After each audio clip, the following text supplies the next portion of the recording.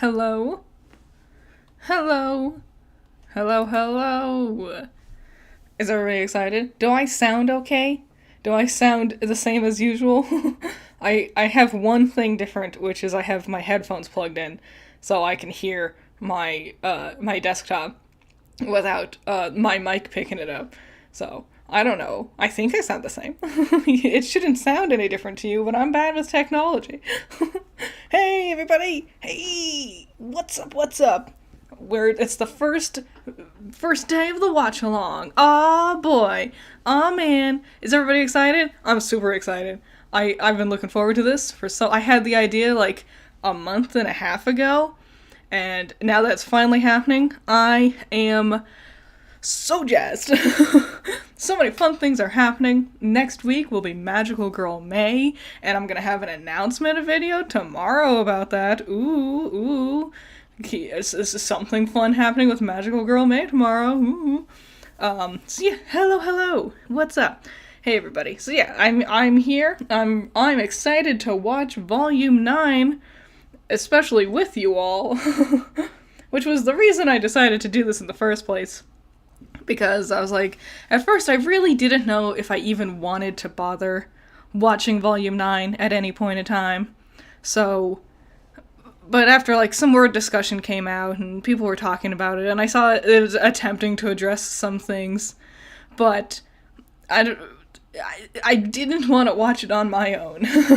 Sitting there and watching Volume 9 by myself seemed like a horrifically unlikable experience for me. And I was like, you know what? This seems like the perfect time to, like, watch with other people and riff on it together. And so here we are, together. We're gonna do it together. Do I have my bingo board? No, not on me. It's practically useless. So much of my bingo board has nothing to do with this volume. I know that. I'm not totally blind. I've managed to keep everything from the last 2 episodes completely spoiler-free for me. I don't know anything from the last 2 episodes. I know the basic gist of certain things from the first 8 episodes, though.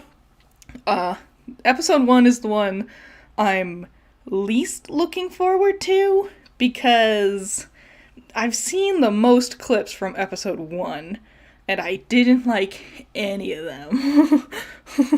Episode 1 seemed incredibly awful to me, but it's hard to, you can't judge a show based on its first episode. I have a whole series about that. So this will basically be like a little, today's watch long will be like a little mini worth watching, where I watch the first 3 episodes of Volume 9 and see if I would have been compelled to keep watching based on only these first 3 episodes. So, I guess let's not waste any more time then, huh? So, I got a bit of a thing going on. As some people have been wondering how I'm gonna be able to keep this video up. Well, you see, you know, just a couple of things in the way. Some things so it can't get hit with a copyright strike or anything. Unfortunately, I wanted to have subtitles so everyone could, like, read along as to what part I was at in the episodes. But Crunchyroll doesn't have subtitles, apparently. A bunch of people are telling me that. I tweeted about it. Apparently there's just aren't subtitles on the actual website for RWBY, which I think is dumb. Especially because I've seen multiple clips from their official, like, Crunchyroll's official YouTube channels, and they all came with subtitles. So, thank you so much, Adam Man. I won't spoil for you, but I will say this volume is a little bit more tolerable, so I hope you keep your sanity. Thank you. I've heard such contrasting things, you know? Like, some people are like, this is one of the best volumes ever, and other people are like, this is the worst volume ever. And it's like, there's some real duality going on here. Everything I've seen, I've hated, but I know there's a lot I haven't seen. So alrighty, so let's just dive in, because I know, aren't you gonna pirate it so you don't support Rooster Teeth? You know, that's a thing I was, like, thinking about, and it's something I really thought of, because I talked about it a lot, how much I didn't want to support Rooster Teeth. I don't, but I think at this point, especially after seeing how all their Bumblebee merch sold out within 2 days or whatever. It's just, maybe I'm just feeling a little deflated about the whole thing. No point in trying to tiptoe around it. I think whatever's going to happen with Rooster Teeth, their fate is sealed by now, especially with HBO and Warner Brothers doing some final merger stuff with Discovery later in May. I think if anything's gonna happen, it's gonna happen now. I don't know. I took a free trial. I got a free trial for Crunchyroll. The 14-day free trial. Mostly because we also wanted to watch Trigun. And this was the only place to watch Trigun. So I was like, well, I guess it lines up pretty perfectly. If we wait for the volume to be over, then I can watch it here with you all. So we're here, we're doing it, and don't judge me. I'm doing this on Firefox. Because I found out OBS and Google, they'll have like anti-piracy prevention things where if you try to record your screen with like OBS or Bandicam or something on Google, it won't work. It's an anti-piracy measure where it'll record the audio, but it won't record the screen. It'll just be pitch black. But you can do it with Firefox. So I'm here with Firefox. It's my least favorite next to Internet Explorer. Thank you, Anton. Glad there's going to be a VOD. I only have about 15 minutes before I go back to work. Aw, thank you. Good luck. Thanks, man. Yeah, the VODs are gonna be up. Maybe I'll, I don't know, do a highlight video? It depends on what this turns out being like. Who knows? Alright, let's dive in. We've spent enough time preambling in the beginning. Let's go. You all won't be able to hear anything, I'm pretty sure. Because I'm avoiding the copyright. So I know the first half of this episode is just... Oh, it is still playing. It just is one person said, this is the story of a girl who has a lot of problems. And then it's just like 20 seconds of black screen. I know the first half of this episode is just like the stuff that we saw before the volume started. Like the teaser, the trailer, you know, this stuff, which I think is dumb. But whatever. They clearly seemed strapped for time. I have a theory. I theorize that they had no time to, Thank you, Excalibur! Hope you like Volume 9. It has problems, but in my opinion, best volume so far. I've heard a lot of people say that. But I don't know, I liked the volumes a lot of other people didn't like. Like, I liked the Volume 7 a lot, and a lot of people were like, this one's terrible. I'm like, I don't know. God, I hate this. I hate this scene. This, mini fight with Neo, it's so goofy. I don't understand why Neo is, changing people in front of RWBY. I get that the idea is oh, we'll throw RWBY off, but I don't know, it seems kind of silly. You might as well just, oh, my hair is different color. Other than to set up the idea of Neo wants to attack RWBY, and we establish her semblance makes her change her appearance. I don't know. Hi, Jordan. Also, the fart cloud, I can't get over this. I'm gonna be pausing a lot. So, yeah. But yeah, what a horrible shade of green for them to use here. It just looks like a gigantic fart cloud. It's so goofy. With RWBY's, struggling noises, and watching Yang go flying looks so dumb from this angle. It feels like this was their attempt to, fix it. Because everyone had the very apt criticism of, hey, RWBY doesn't do anything when Yang goes falling off, and this was their attempt to be like, no, it happens just too fast. Look, there she goes. She couldn't do anything about it, and it looks so weird and floaty, and it's so silly looking, and I don't like it. Though I was thinking about it, and it was getting me angry as I thought about specifically when RWBY meets Little, which we're coming up to. But yeah, I think a lot of this volume is like, it feels like a lot of it is the writers want to touch on criticisms that people have had from the previous episodes or last volume, and they're very indignant about it. Like, they seem very salty that people are pointing out things are not done well, and this is their attempt to be like, well, see, we fixed it. See, what you were complaining about was wrong. You didn't know. Yeah, if I ever get quiet, I'm just watching. There's a reason you can't see my face. I don't actually emote a whole lot when I watch things. So I've never been like, oh, a reaction. I'm not very emotive. Even when, like, I am genuinely happy, I don't express myself visually a whole bunch. So dumb. Why doesn't she react to the bird? I think Floof pointed it out the first time. The first time I saw someone say that, Floof artist, he was like, why doesn't, like, the bird makes such a big noise, it's the only thing that moves. Why doesn't she have any reaction to it? And I hate the way the Ever After looks. I know it's all just me complaining so far, but this is the stuff that I've known about for a long time coming into this, so I've had a lot of time to think about it. I just don't like it. I don't like these textures and these colors. Things feel very weirdly flat that don't match RWBY. Like, the environment feels like a different video game, and you just put, like, a character model into a different game to, like, play with. Thank you, Callum. Content has kept me trucking through work. Keep up the good work. Volume 9 was interesting, but a little disappointing in my personal opinion. Well, I guess we'll see. Thank you so much. Could you give us the over-exaggerated YouTube reaction? Oh my god! What? Wow!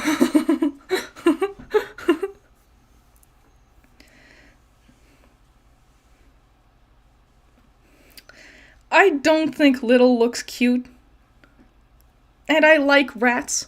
I love Rodentia. Thank you, the real Mickey. Oh, jeez. You're all giving me stuff. Hold up. I feel like this volume, I feel like the spark is back, and I haven't felt it since volume 3. Ooh, some high praise. And then thank you as well, Covolio. I don't know how I feel about volume 9, but I hope you like it. Yeah. Okay. Interesting. Thank you all so much. You're all so nice. I've heard so much conflicting things, people, so I'm so curious. God, I hate this scene so much. I've thought about it so much. I cannot stand this scene. RWBY just giving Little the thing and smiling. It just feels weird. I don't like how quiet the scene is. It was something I was saying. I feel like the soundtrack was like the last thing that they did. Like, it was a last minute thing. I feel like they animated the entire volume without any music, and the soundtrack was like a last minute thing that they finally got to, you know?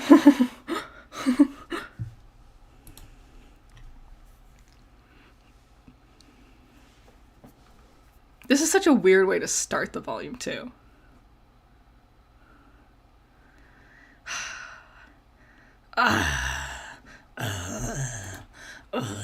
Every time RWBY attempts humor, I can't stand it. RWBY's so not funny. Their animation always looks so weird, and it's just like a lot of screaming and flailing, and that's not funny.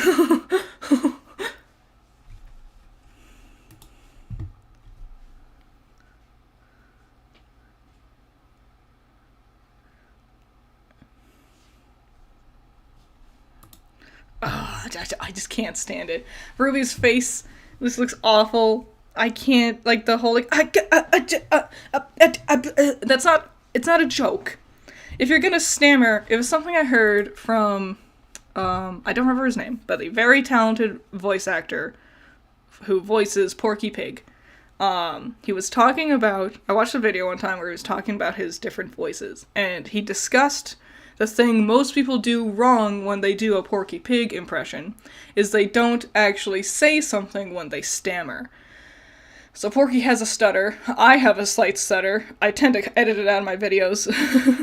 But yeah, if you have a stutter, you are saying something. So if you're gonna have a moment like this, like RWBY incoherently babbles because she is caught off guard and she doesn't know what to say, don't have her just go, because that's not what stuttering is. Have her try to get words out. Have her have a few set words that she is attempting to say, but is not finishing. Like, who, what, wait, that kind of thing would work better. But it just goes to show that Rooster Teeth doesn't know what they're doing.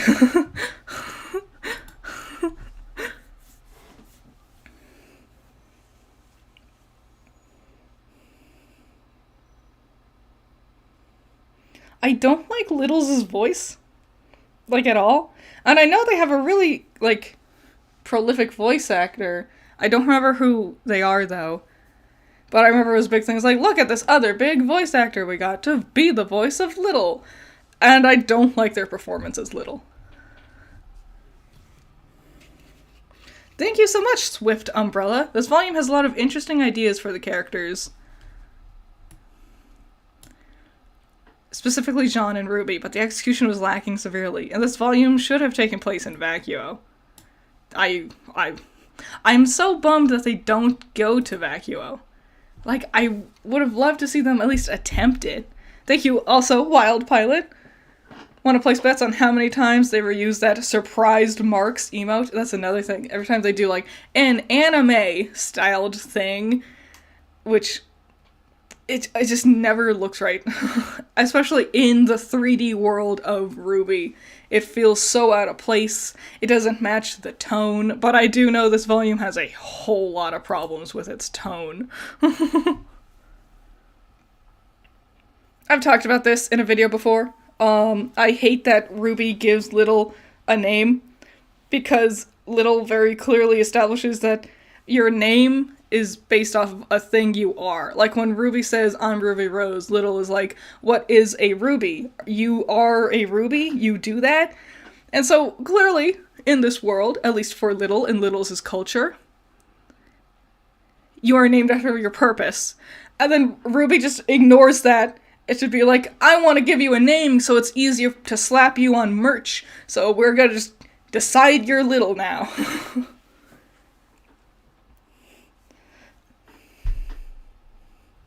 I've seen plenty of cartoons. I hate... When you mean you've seen plenty of cartoons? Have you not seen plenty of real-world animals? When you mean, like... It's weird lines like this that, like, what are you talking about? And also, it doesn't help that in this universe, we've never seen a cartoon. How old is RWBY? She's like 17. In the entire years of us knowing her, never once have she mentioned cartoons before. It's just so weird. It feels weird. This dialogue, oh my god. I don't know who did this dialogue. This doesn't even feel like the average Miles and Carrie type of mistakes when it comes to their writing. It just it feels like a stranger wrote this. I don't know. I don't get it.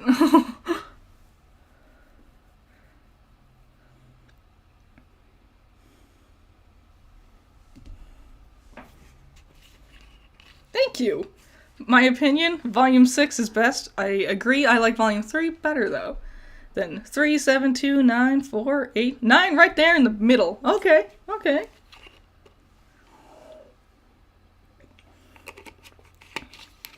Two Sons.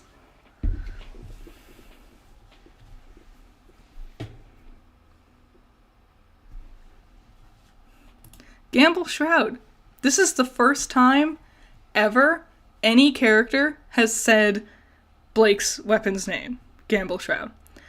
While I think the idea of naming your weapon is cool as an in-universe thing, you can't 9 volumes into the show act like name-dropping Blake's weapon is something that we should just know by now. The only person who has said the name of their weapon is RWBY.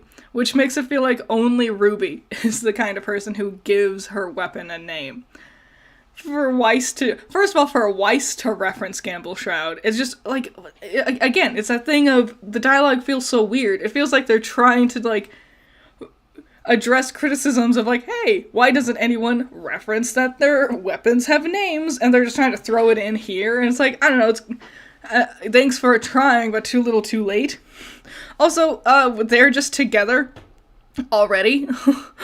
You know, Weiss is sitting here talking about Gamble Shroud fell, blah blah blah, but it's like, you didn't fall with Blake. Blake fell with RWBY. If anything, Blake would be closer to RWBY, and you fell with Gamble Shroud.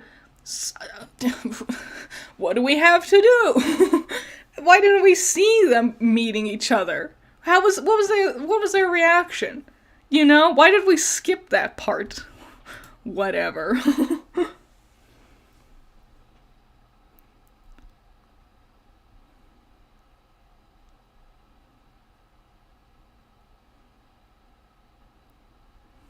God, I hate the way the trees look. I just hate this environment.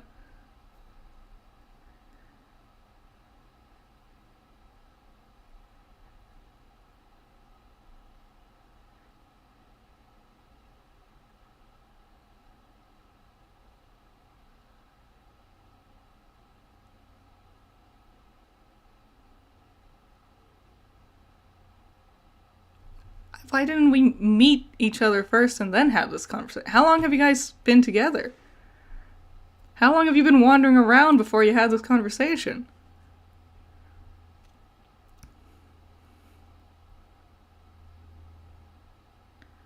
Oh, finally some music.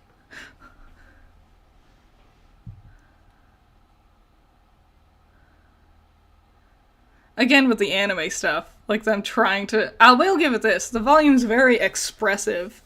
Like their facial expressions are more impressive than usual.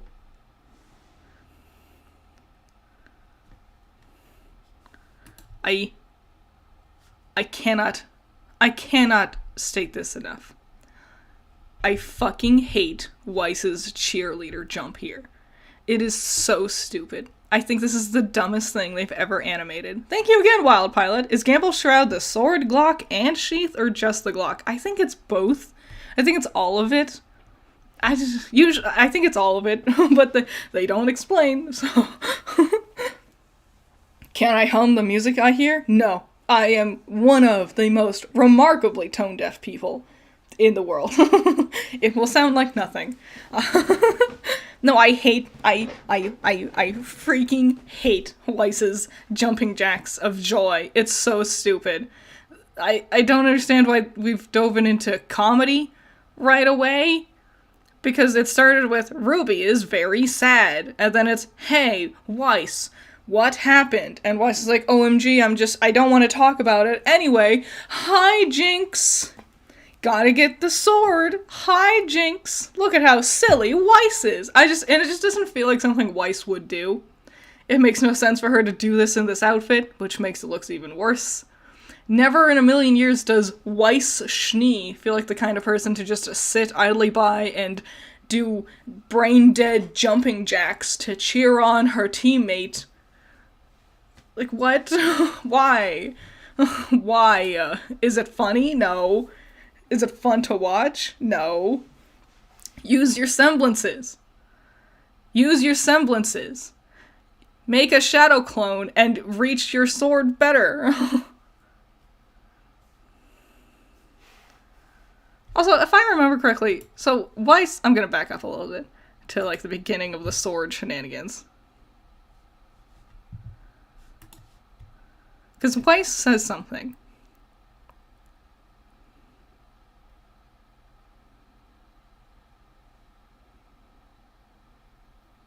Yeah. Good news, I'm low on dust. Weiss says that. This has never been a thing before. I saw a clip of this before. That's why I've seen clips from episode 1, so I kind of am prepared to say certain things. This reminds me of Star Wars Episode 8, which is just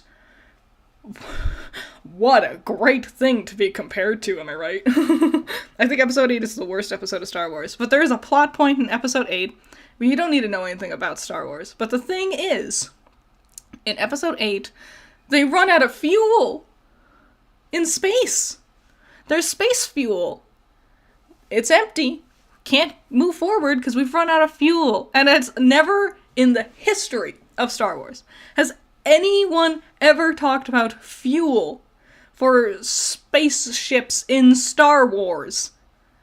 This has not ever been a problem. This is a non-issue. You've come up out of nowhere. And now Weiss has just said, good news, I'm low on dust. Well, she's being sarcastic. She's basically saying I'm low on dust. No one has ever been low on dust before. Ever. Even when Roman Torchwick and his gang had stolen every speck of dust in the kingdom, there was never a problem with dust. Everyone had it. And now suddenly, what are the odds? Weiss just happens to be low on dust. So not only is this just like a non-issue to have this plot point happen, but also, I would bet my soul, I would offer it to Satan himself, that her being low on dust does not get referenced or alluded to for the rest of this volume. I would, my whole life savings, that is never going to be discussed again. But I'm going to keep an eye on how much dust Weiss uses. What does she deem important enough to use some dust on, but not important enough to help get Blake's Gamble Shroud back?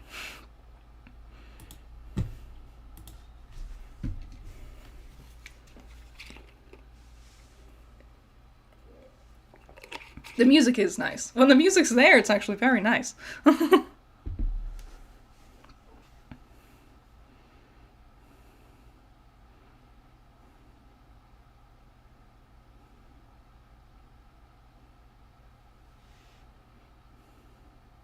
No, are they talking? Oh. Oh.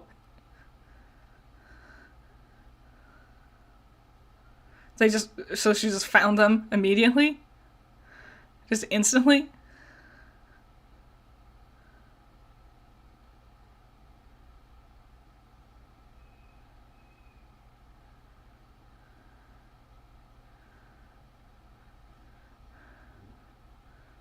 What is...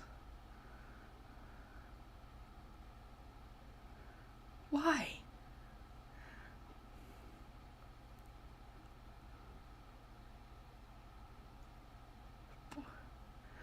Why is this the start? What is this doing? Wait, so they let them escape before Little finished explaining everything? Okay. Why are we doing this with the mice? Why are we doing this?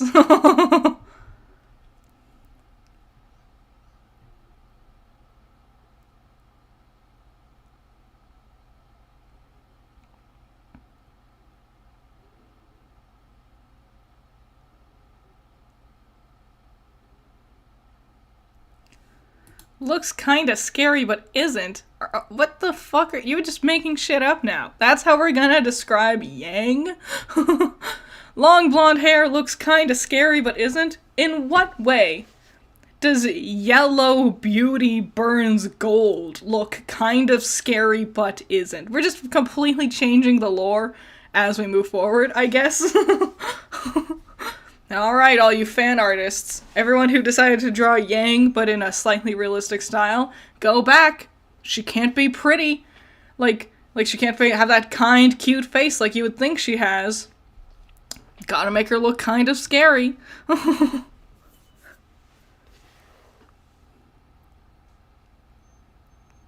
Why did we do this? What a weird... 10 minutes in and nothing's happened. We've laughed about with mice. Was it to set up the fact that there are interesting creatures who live in this world that aren't like what we would expect from our world? Okay, we could have done something more interesting than just walking, talking mice. Yeah, no sound because of copyright.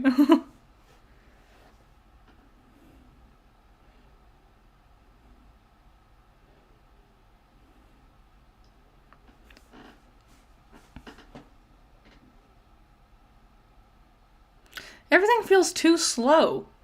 Like, pauses between lines feels like weird, like just a few seconds too slow.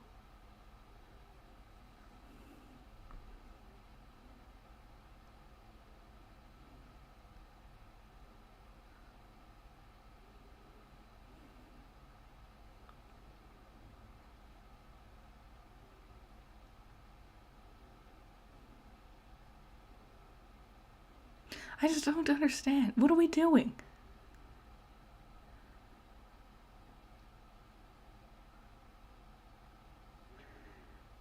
Can we pick a tone? Why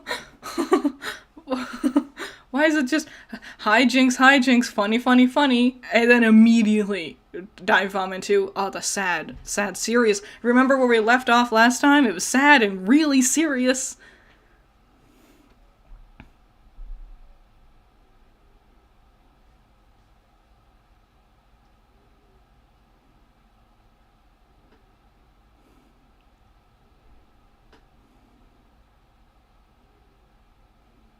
I do think it looks cool.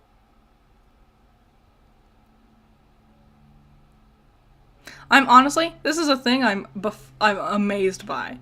I thought for sure they were gonna forget that RWBY dropped Crescent Rose. Because every other problem that they come across is such a non-issue. And the fact that RWBY dropped Crescent Rose, I thought for sure it'd be like, oh, yep, she has it again, immediately. So I'll give them props for that. They didn't have any of the other interesting parts, but they did do that.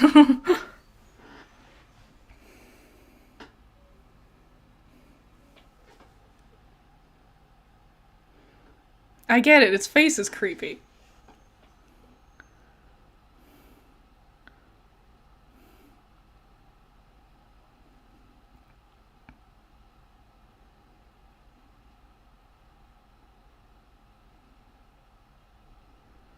So, Yang just said, quote, I said I wasn't done with you yet, and she threw a rock at it. So she was fighting it, and it ran away, and she kept following it without one of her arms? Why? Why would you chase it down? Is she just blood hungry? I have to kill this monster! Even in my one-armed state, I have to go and attack something, because apparently I'm just so scary. No one have a reaction to seeing Yang. Just run past her. Ah, damn it. You weren't supposed to be here. I'm so pissed off my sister is here. I hate that bitch. I can't stand my sister and can't stand that she's here. I hate this. I really hate this. I hate that Yang is so upset that RWBY is here, but then when Blake shows up and, like, glomps her, she's like, oh, well, this is fine. My cat girlfriend's here, so I can't be that upset. But I'll fucking smark my sister for it.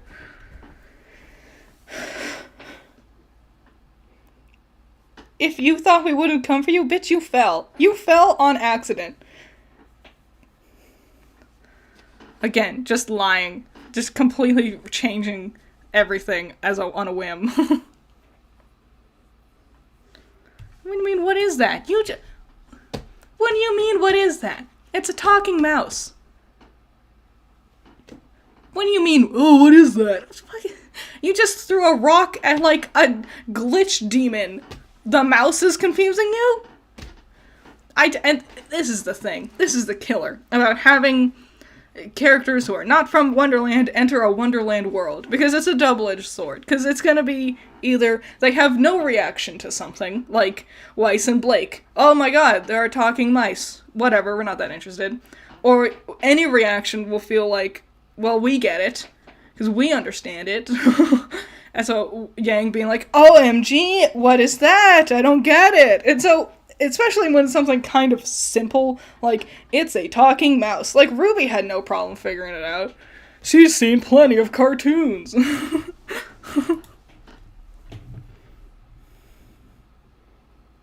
OMG, I love my girlfriend. I hate my sister, though. No reaction to Weiss. None whatsoever. Weiss might as well not exist. Let's be honest. The relationships between the characters is so flimsy at best. Because if it's not, oh, these two are supposed to be sisters, and sometimes they act like sisters, and oh, these two are dating, so they need to be together and always in love, and also Ruby has to be loving of Blake as well, because that's her sister's girlfriend. And then there's just Weiss, this extra, this other person who is also there, and everyone has a generally neutral reaction to.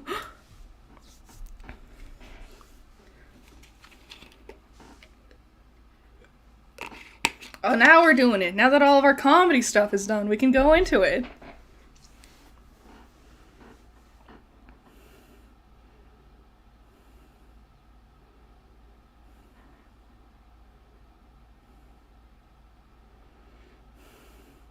That was another thing. Everyone was like, hey, Ruby kinda... Oh, thank you, Omar.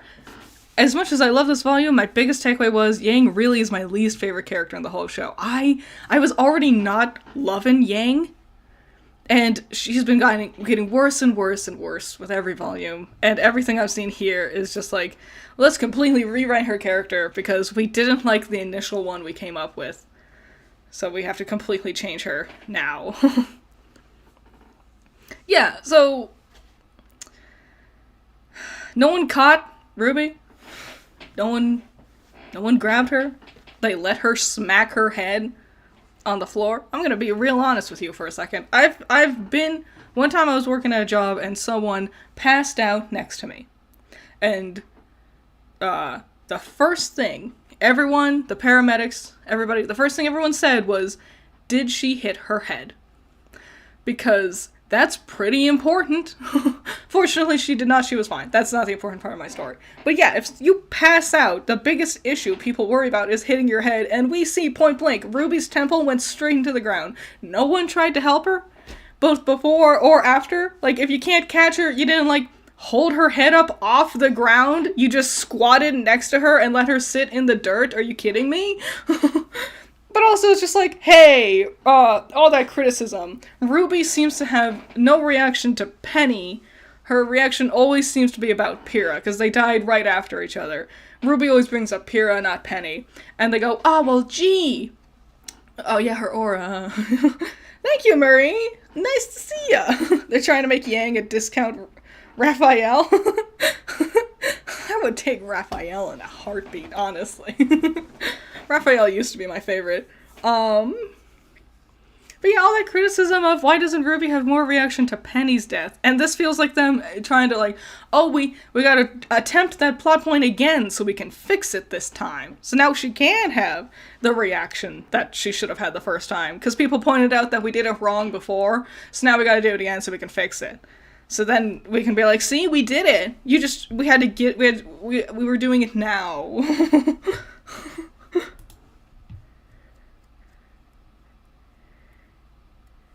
Hey, are you alright? As I finally show you some affection? Are you kidding me? I know I screamed at you the moment you came running up to me, and then I didn't do anything to help you when you were passing out, but are you okay? I know this season covers topics of suicide. That's like the biggest takeaway people have gotten from this season. So, trigger warning for discussions of suicide. If you don't like that, that's okay. I'll see you next time. This feels like, knowing that, going into this volume, knowing that's a very core theme with especially RWBY, it feels like this is a docu-series on what not to do when you see someone is suicidal. It feels like like I've seen like all those scary like documentary series they'll show you in middle school to be like, hey, speak out against bullying and whatnot. This feels like one of those. Like, pay attention to others' feelings. If someone seems down and out, talk to them. Things like that. I'm drinking a Powerade, by the way. It's orange flavored. Yes, Raph used to be my favorite. Now it's Donatello. Oh, it's the best line. Are you guys ready? It's happening. It's gonna happen. I know this sounds crazy, but I think we're in a fairy tale.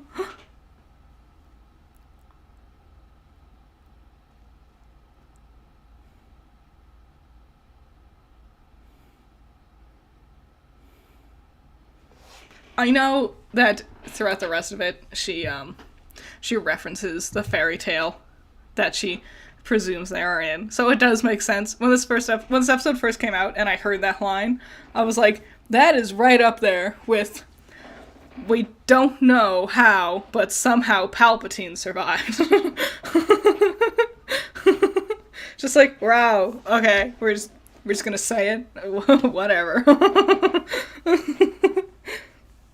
I believe that's the end of this episode. I'm gonna skip, I'm not watching the opening right now, because I'll watch the opening for the next episode. So, yep, that's episode 1. Thrilling. Thank you, Great Bar! Hey, what's up? I know, a bit dumb, but the reason Yang bit upset is at first she thought they were dead when they fell. Yeah, and, like, she thinks she's dead, so if you see them there, that means they're probably also dead, and that would make you upset. But I don't know. I wouldn't yell at my sister. I would first hug her, and then yell at her. You know, like if I was in that situation like that, and my sister runs up, and she's clearly like, "OMG, I'm so excited to see you. I was so worried." I wouldn't be like, "Damn it! How dare you? You're not supposed to be here." I would grab her first, hug her, and then be like, "What are you doing, you idiot? You're not supposed to be here." You know. But whatever. Yeah, bad first episode. Horrible. Dreadful. It took, like, half of its runtime to get past the stuff we already saw. You know? The first a shockingly long time. Yeah, like, the first minute is just a solid black screen. Which is weird. But whatever. Thank you, Ryan. I am a better sister than Yang. I do my best. Genlock Season 2 is probably the worst. I could not even watch it. I hated it to the point where, because we were trying, me and Rambo love watching terrible shows. It's so much fun. If we hear a movie came out and it has, like, not great, like, reviews, we're like, we should watch it. It'll be fun to riff on. We couldn't even muster ourselves up to watch Genlock. We watched the first 2 episodes and it's so not even. It's just all shit. It's all bad. Let's move on. Is this the next episode? How does Crunchyroll work? How does Firefox work? If I come here, will it automatically play the next episode? No music. Thank you. Siegfried, I believe, is how your name is pronounced. Hola. Saludos de Chile. Hello from Chile. Hello. This reminds me of Mockingjay when Katniss snaps at Prim for getting the cat and then immediately hugs her after. Yeah, well, that's the thing. If you're gonna have a moment where a sister snaps, you also have to have the moment where they reconcile. So then it's not just nebulously, oh, we're all mad at each other. Next episode. Where is it? Is it this? It's this. Okay, I got it. I figured it out. Internet extreme over here. I solved the case. Moving on from here, I really don't know much else. I know about the scene where they confront their, like, past selves in a smoke world from the caterpillar guy. I've seen those clips from that moment. The rest of it, I don't know. I have not seen any other clips. I hated all the clips from episode 1, and I could not stand it. The opening, I will say, it quickly grew on me. I really like the song. I hate the visuals. So, yeah, the song is great. Cannot stand the visuals. There's so many weird things that just itch my OCD with this opening. Thank you, Sky Slasher. Worst part of the volume, they never go to the ice cream mountain. No, yeah, if you have a Candyland right there in your opening shot of the area, like, why do we not go to Candyland? So yeah, weird little things that I hate about this opening. This is a perfect example. It just makes my OCD really angry. Yang, all yellow. Weiss, all light blue, basically white. Those are their colors. Blake over here, purple and black? Purple and black. Why? Everyone else is a solid color. Why does purple... Why is Blake over here, like, both colors? And also, the part before this, when we see Jean and Neo. Jean has red on him. He's the only one to have a color that is not his signature color. He has some of Penny's blood on his sword. I assume that's meant to be Penny's blood. But whatever. His sword was not broken before he did that to Penny, so the blood wouldn't be there, but whatever. It's just weird. It's like, but why only Jean? There's just weird things with the visuals of this opening that I just hate. It just makes my OCD angry. The song's great, though. I love the song.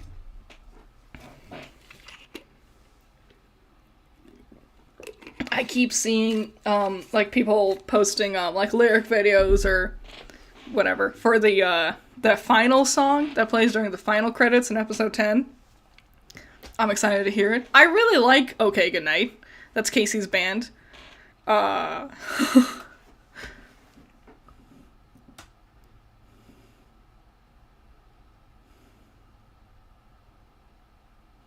Blake's main colors keep getting replaced with purple. I know. I also hate it. Yeah, I can't.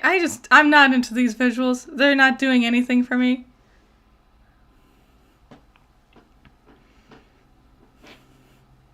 You can't see it, but I am dancing. It's a great song. I will skip it for the rest of the watch-along. Except for maybe the last episode. No, it's a great song. The visuals aren't... I don't like them, but a lot of my problems with them are very, like, me problems.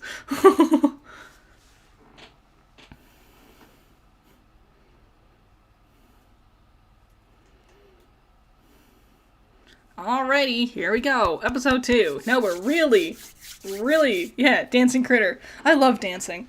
I love the look of dancing. When people animate dancing, it looks awesome. I just like dance.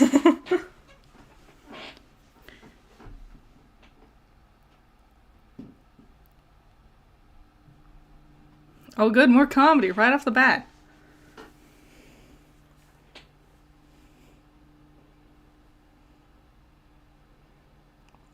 God.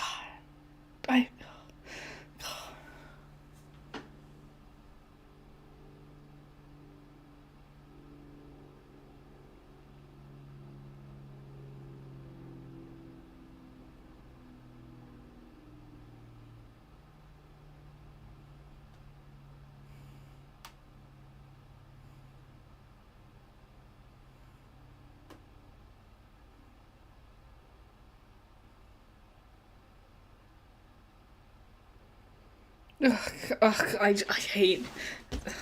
I can't stand this comedy.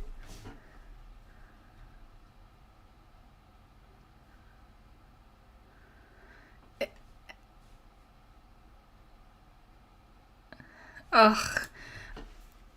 I think another thing that I can't stand... Kara, thank you! Thank you! Farasi. I'm bad with names. I can barely speak. But thank you. You're very kind.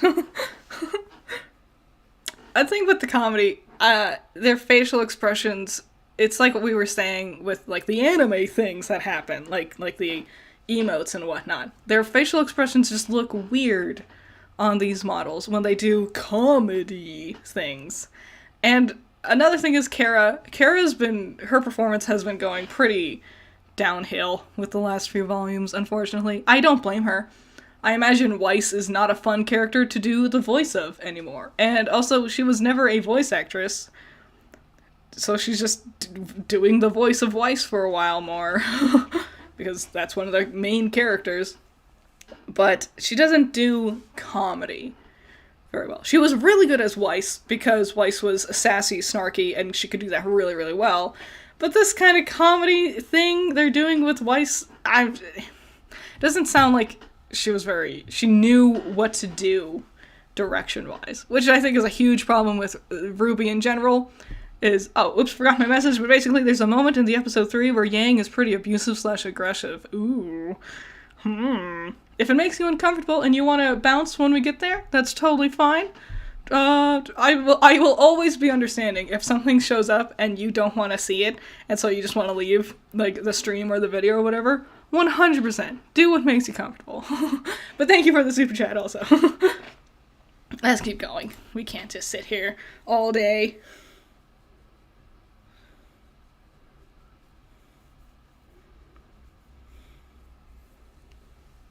So, the whole plot point of we're in a fairy tale, we're in the girl who fell through the world, would have been way more fun if this was something we had talked about long before.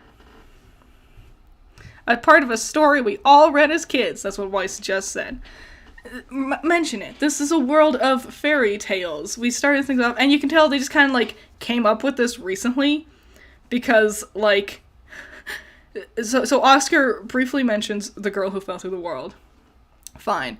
In the last volume. So clearly they had an idea for this. This is why I fucking hate the people who are like, it was all planned from the beginning, because it obviously wasn't. If this was, then one of the stories Pyrrha would have said when Ozpin asks, what's your favorite fairy tale, would have been the girl who fell through the world. But it wasn't. So no, it wasn't planned from the beginning, obviously. Thank you, Femtanga. Thank you. This volume wasn't that bad, in my opinion. I just know I know I'm ragging on it a lot. I'm glad a lot of people seem to like it. These first few episodes, from what I've seen, I don't like a lot of it.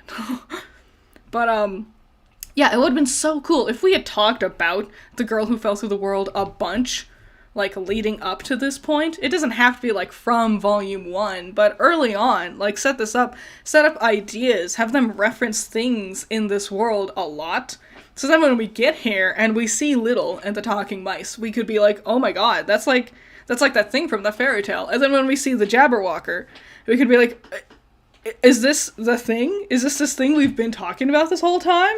The thing everyone has been making theory videos, because, you know, we would have had a bunch of theory videos and stuff. But yeah, having it just, and suddenly, oh, this is supposed to be a fairy tale everyone is super familiar with and has read as a kid.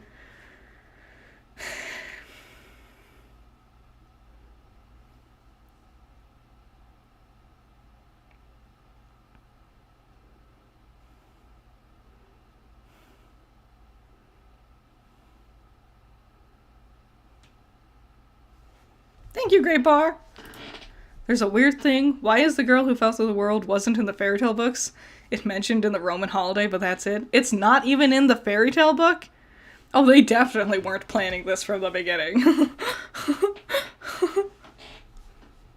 Also, okay, so Blake just said that Alex, the girl from the story, did basically everything they just did. She encountered the hunter mice, lost her sword because of a talking raccoon, vines, whatnot, basically fought a Jabberwocker, everything. If I fell into a portal and woke up, and the first thing I do is I am wearing a red hood, and I am holding a basket of sweets, and I enter a forest, and I talk to a wolf, I would catch on pretty quickly. Like, I wouldn't be like, I think I'm in Red Riding Hood. I know Jellipocalypse voice is Jinxie. That is fun. I think it's fun that the internet, like, hated him because, oh my god, that video is so mean. This is basically RWBY video. And then Rooster Teeth was like, you want to work for us? Because we're not nearly as offended as our fan base is. But yeah, if all that happened to me, I would be like, I think I'm in Red Riding Hood. So, oh my god, so mysterious. What a wacky coincidence. It'd be like, no, I'm pretty sure this is a fairy tale. Especially because they're alluding to Alice in Wonderland.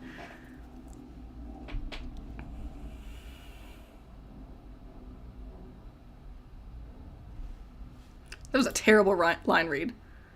I don't usually harp on, like, dialogue that specifically, but Barbara just had a line for Yang, and it was awful. I don't. It sounded like that was her first time reading it. Or like she didn't know half of those words that she was saying. I don't know what was wrong with that. That was just weird. A nice setting up that we're going to be running into. Curious Cat, Red King, Rusted Knight, etc. Oh, it is a pun! You're right, Picky!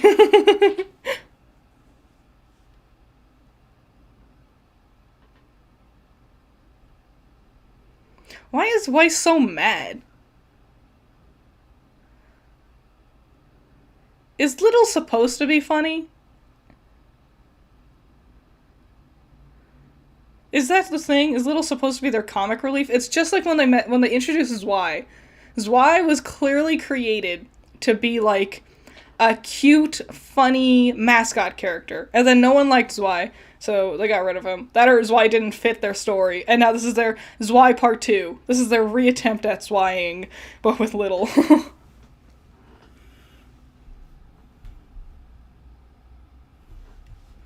The morals of those old stories are so simplistic.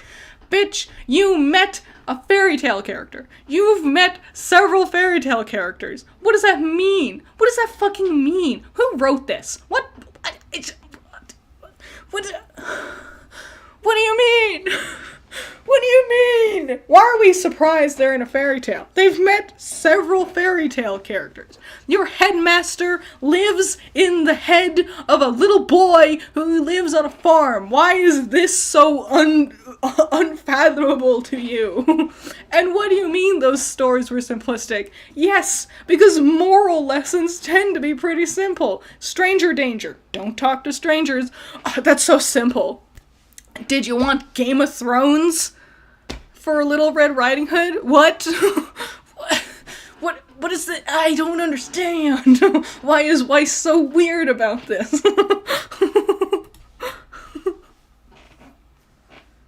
I recognize this pathway. We're gonna get to the infamous screenshot moment soon, guys.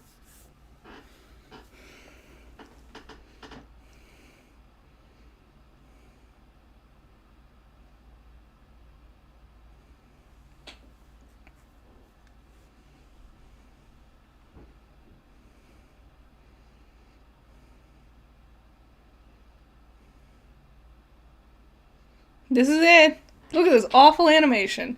I don't know why they do this. They've been doing this for years, though. This, like, weird 2D animation thing. It's never looked right. I guess I can't be like, oh my god, I wasn't, like, amazed when I saw it. Usually they go with a more interesting style. Wouldn't it have been way more interesting to see this, though? Rather than have a character stand there and tell you about it. Wouldn't it have been cool if we saw it? Whatever. Oh, then Blake comes in and laughs at her. You got your arm stolen. That's so funny. Ha ha ha ha ha ha ha ha ha. So funny. I'm not gonna get over it. People have had, like, things that they say to, like, oh, well, Yang likes puns, so maybe she was trying to help her and whatever. No. The delivery's weird. It doesn't work. It just feels mean-spirited. Again, there's no background music again. Why is there no background music?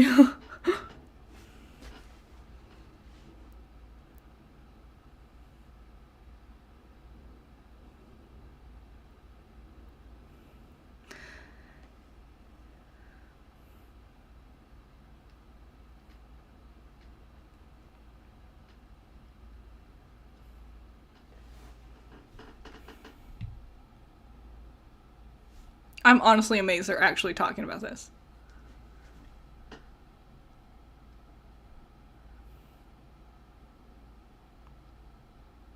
And I'm glad it's Weiss who's talking about it, because Atlas was her home. And I like her saying, I have nothing to go back to now. Again, weird that this is immediately after our big little comedy moment we just had, but whatever.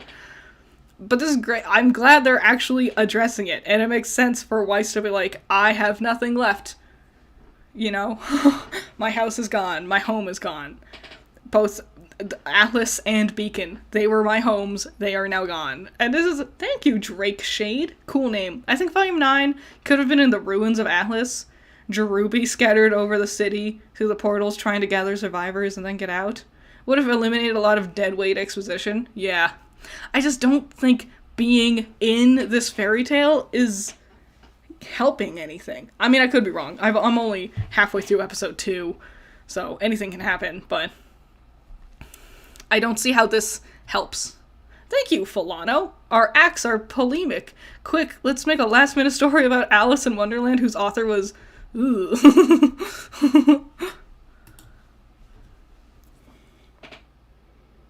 Alright, let's keep going.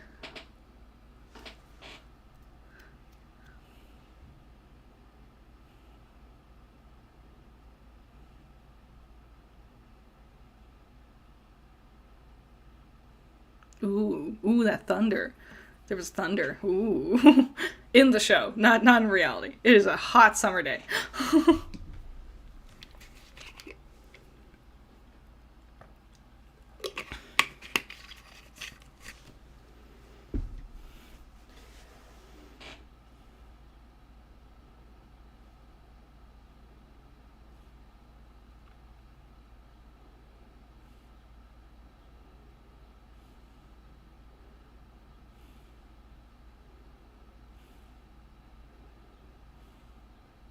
So Little isn't even a guide? Little just said, I've never been this far from home. It made sense to drag Little around when, like, they could, like... Oh god, I hate their reaction faces. This shit? Oh, awful.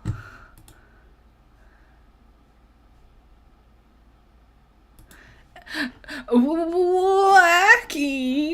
Ooh, wow! OMG! She said something, or they said something just so unprepared for. So wacky. So, I hate it. It made sense when I thought Little would be, like, helping them through this mission.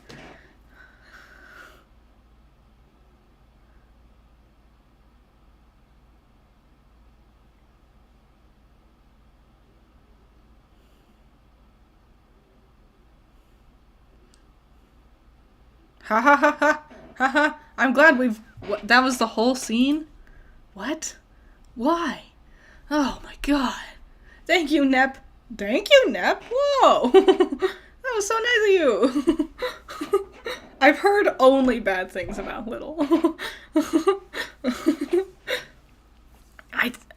I'm glad we followed up that really earnest and honestly, like, deep scene with Weiss talking about how she has nothing left and every home she's had is now ruins, and she doesn't even know if it was worth it in the long run, because she doesn't even know if Jean and Winter got the relics to safety, and we know that they didn't.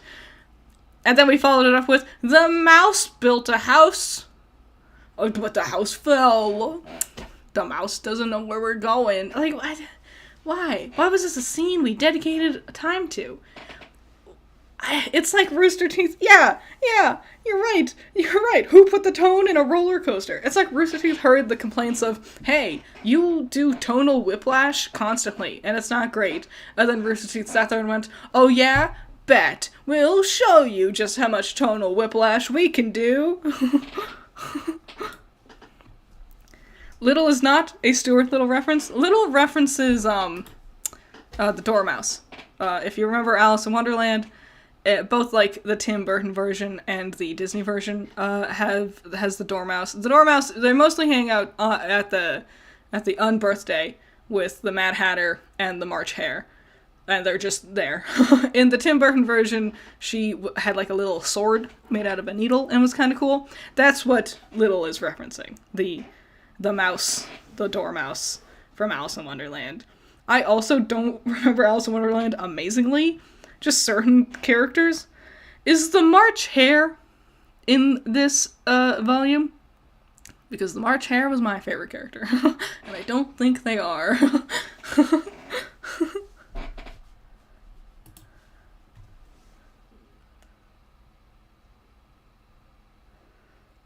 By the royal decree of... I didn't have time to read it. I can't. My eyes are bad. So, okay, so here's the thing. Seeing a talking mouse. OMG, what is that? But now we're in this, like, town of toys, it looks like. And everyone's like, yeah, okay. Like, I think now would have been the time to be like, whoa, things are more crazy than we could have initially expected. But whatever. By royal decree of His Highness, the preeminent birthday party of His Most Royal is hereby announced. Is it because it's an unbirthday? Like how I was just saying? Happy unbirthday, happy unbirthday, it's your own birthday today.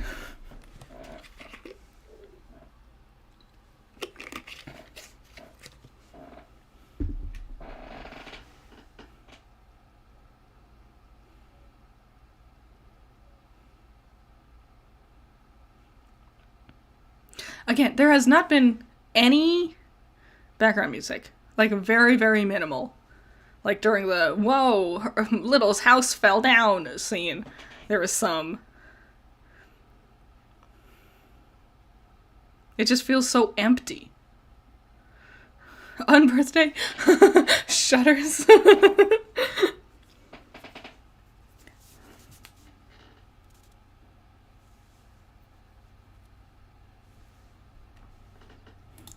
Okay.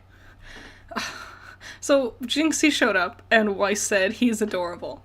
I really like that. I think that's really good. I like the idea that Weiss just loves cute, fluffy animals, because she also loved Zwei, and it's funny, because she's Snow White, and Snow White had, like, all of her woodland critters and friends, and so I like that.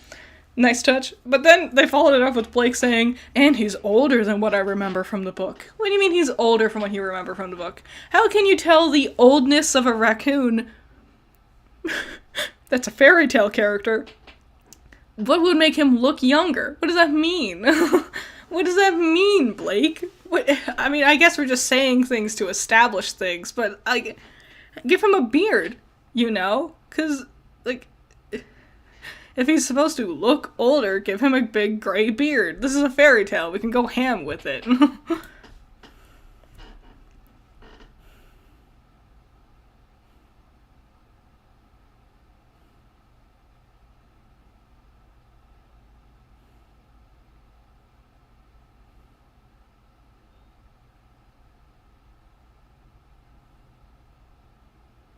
What do you mean you don't see your arm? What if this isn't... What? Oh my fucking god.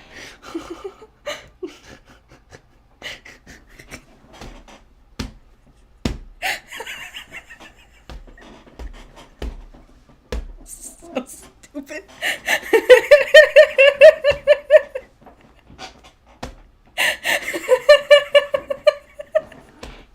Hold on. Hold on. I gotta move something. Not that one.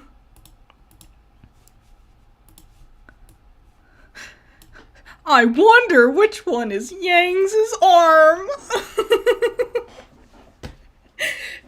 Dora the Explorer, can you find Yang's arm? Say Yang's arm.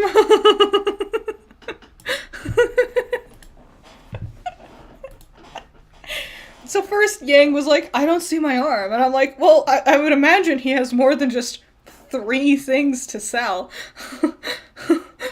And I'm like, I don't know, wait a second. But then they showed this shot, and it's like, oh, Jinxie just takes things and, like, repurposes them to sell them as something different. And it's just, like, obviously Yang's arm, Yang yellow with the black stripes, and it's obviously just, like, her arm hot glued to a stick. And then just, like, 2 random pieces of trash. And it's like, which one do you think Yang's arm is?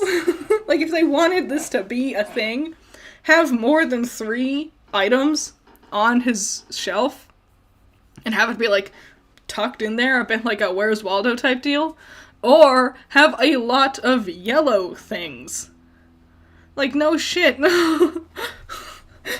That was stupid. That was the, honestly, first hilarious thing RWBY's ever done, and it was entirely on accident. What does your heart tell you? What? Are you fucking kidding me? Blake just said, "What does your heart tell you?" And Weiss has this, like, grossed out face. I'm right there with you. What? How can you not know? Do you think my arm turned into a tiny little figurine of a bunny? I don't know, guys. I should listen to my heart. I'll never know what a failure of a plot point. What a buffoon. What a buffoonery.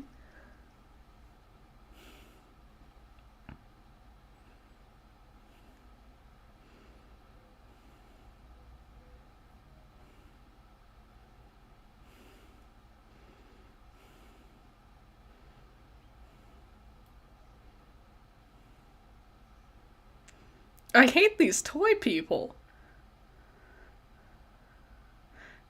They look weird. I'm not into it.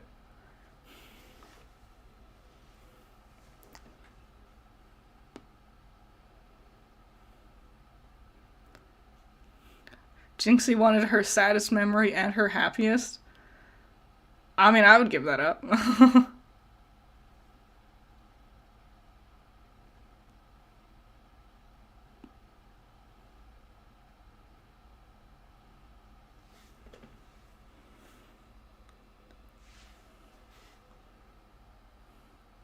Oh, you gotta give up your knowing how to feel loved. But if I give up my feeling of love, then I won't be able to love my cat girlfriend, not my sister. I don't love her to begin with.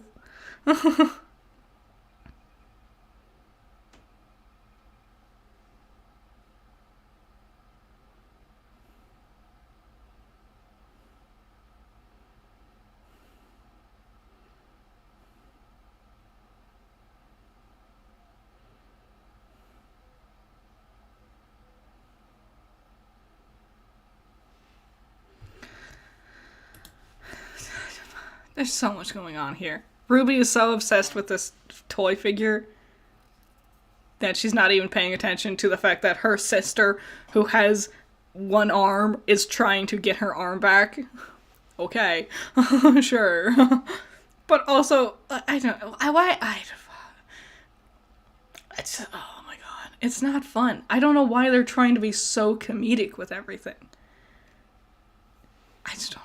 Thank you, Demon's Liberation. I was kind of expecting the characters in Ever After to speak in riddles or speak nonsensical or be wacky, like in Ever After High.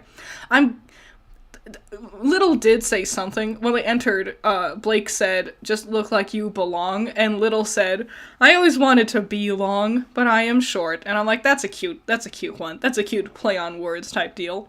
I'm glad they don't speak in rhyme or do things like that, because I find it to be very quickly exhausting when things do that. Like, whenever there's like this is a thing YouTubers used to do back in the day, like Nostalgia Critic, like way back then. If it was like a Christmas episode, they would have it be in rhyme, and I refuse to watch those videos because I hate when it's just speak in rhyme or riddles the entire time. So I'm glad they don't. But I understand where you're coming from.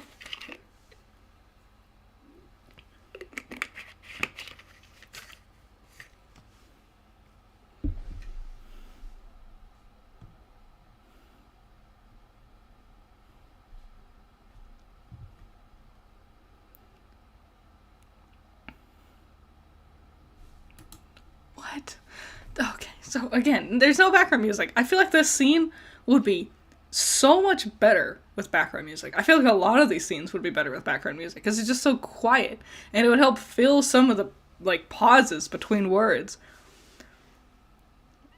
The doll became a penny sword.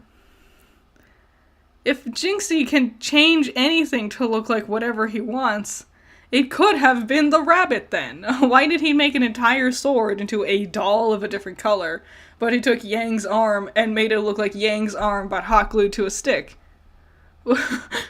Whatever. Whatever. Whatever.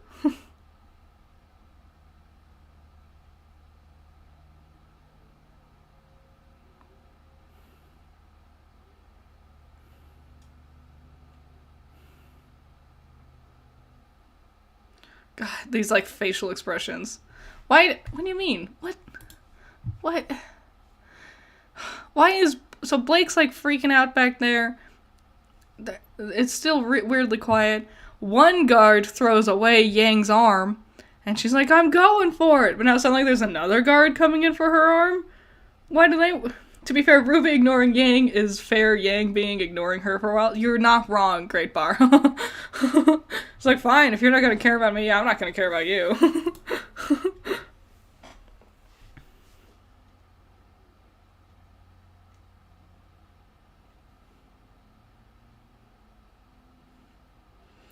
Oh, now that we had our comedy moment, we gotta have an emotional breakdown moment, because that's all it is. It's just over-the-top comedy hijinks, and then someone being, like, traumatically, horrifically sad about everything. It's just going back and forth between those two moods for every single scene.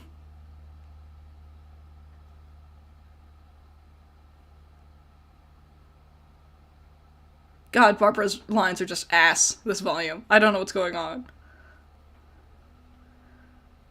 Why do I have 4 things covering the screen? Because I'm watching the whole thing, and I don't want it to get taken down. That's the main thing. Over the top moments. Emotion, feel emotion for a show, and then, ha ha ha, are you laughing yet?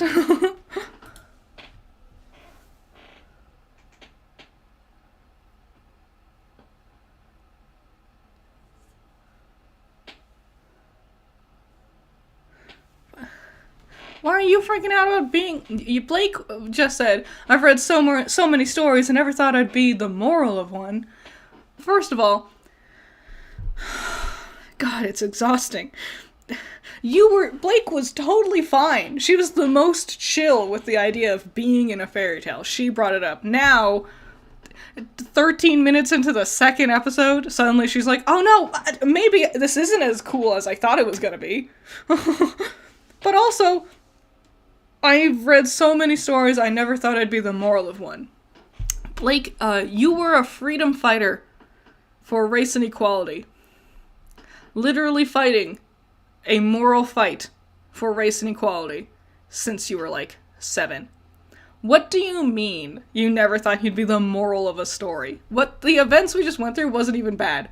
They very quickly got their things. There was no problem. What are you freaking out about for? What do you mean? What do you mean? That's the thing I can't stand with this dialogue, it's just like, well, what do you mean by it? What are you talking about? Why are we just jumping around? Blake was fine with Atlas falling, but being the moral of one is crossing the line. I know, right?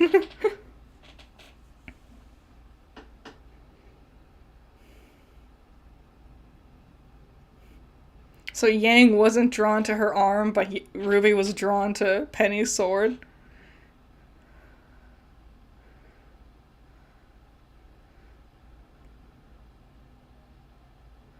I'm glad we're establishing that when RWBY's sad, it rains.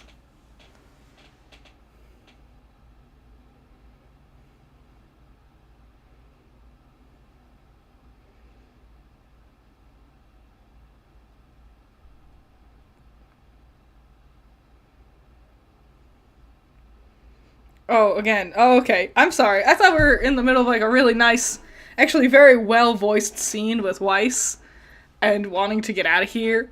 We had music going for a nanosecond, but, we had to go back into comedy.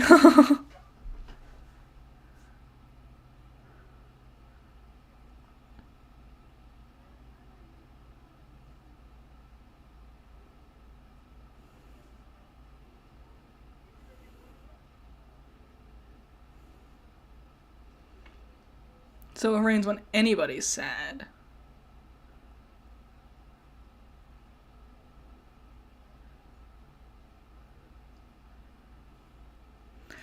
So...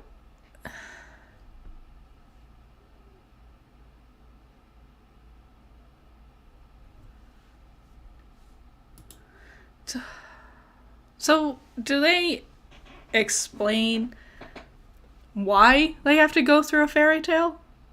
I don't understand why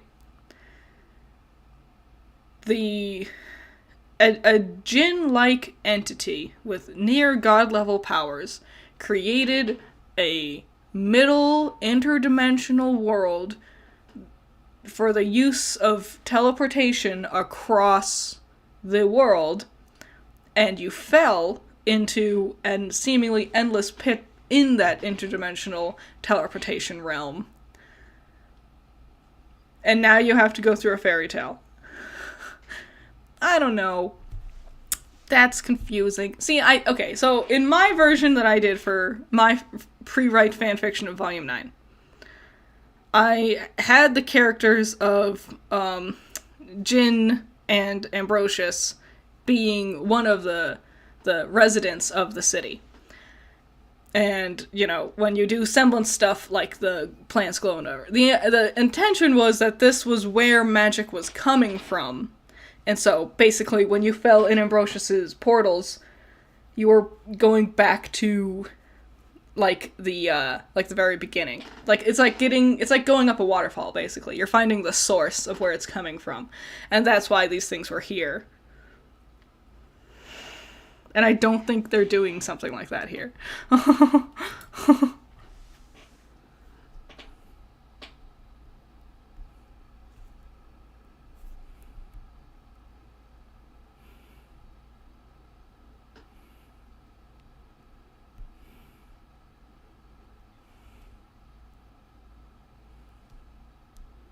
You're gonna give them the sword? Why? Why would they want it?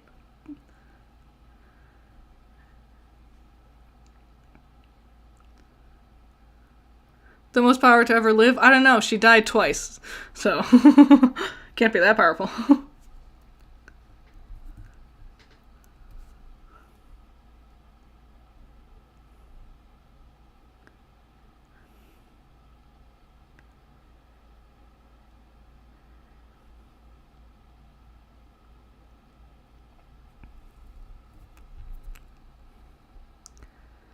Man, it sucks, because they have moments that are honestly very good. And that they just followed up with, like, the goofiest, stupidest shit. That was a really good speech. That was nice.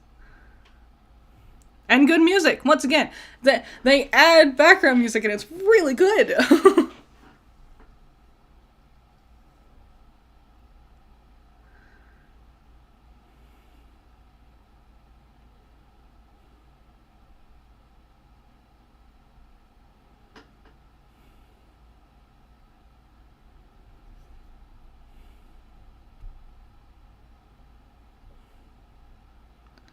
Alright, that's the end of that episode. Okay.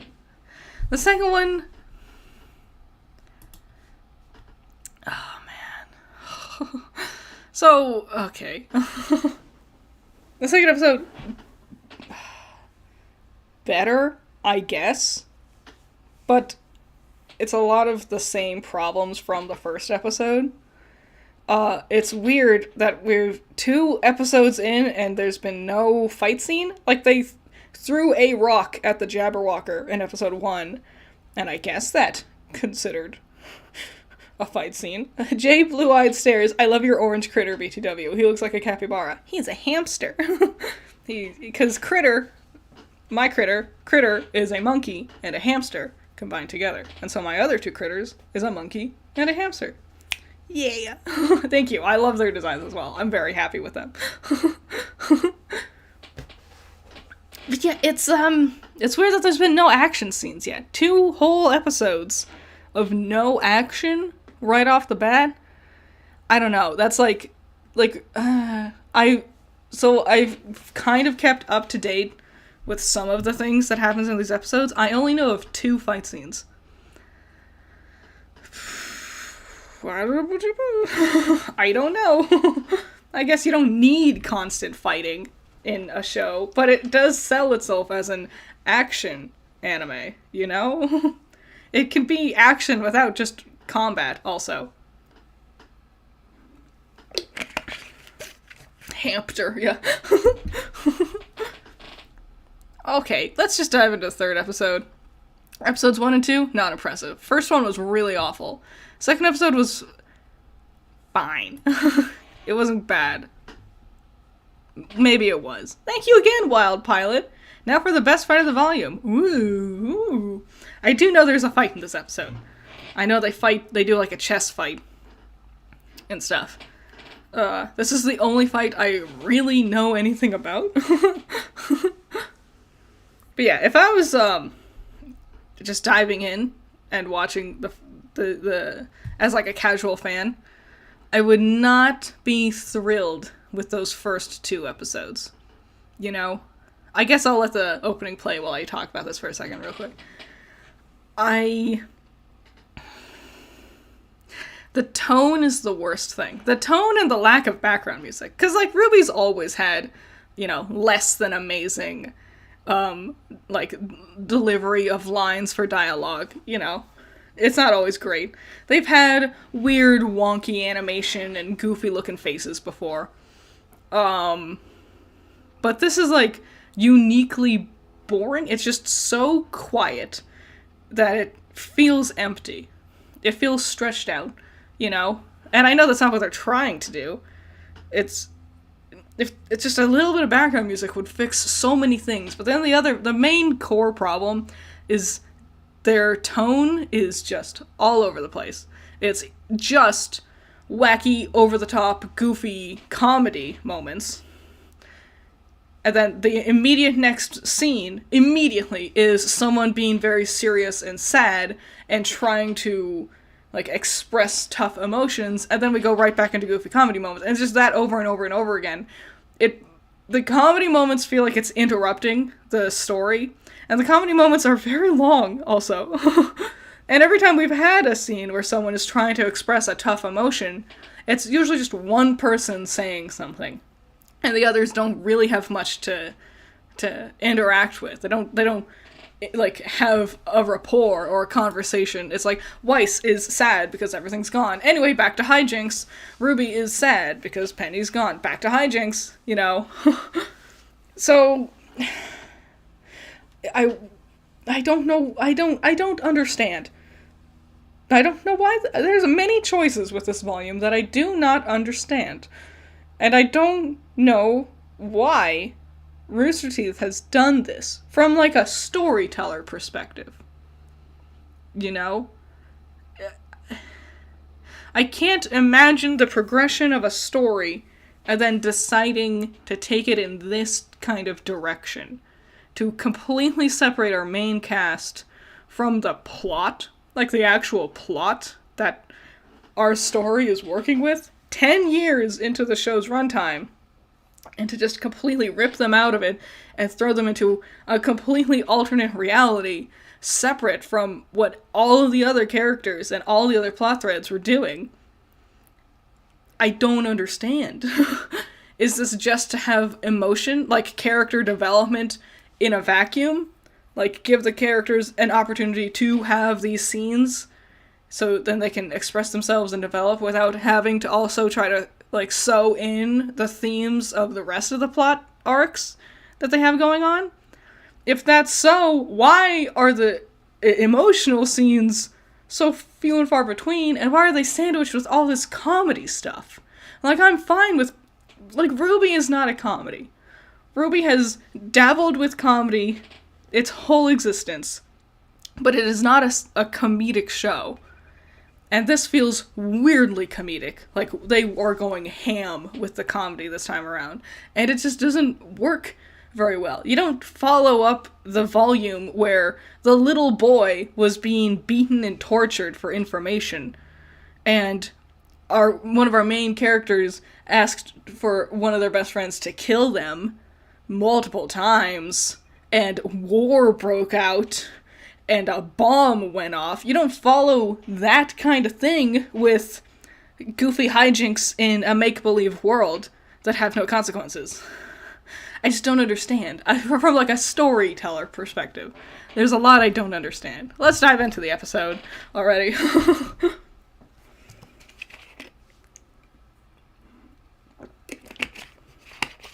It did stop being a comedy after Volume 2. You're right, Not a Giant.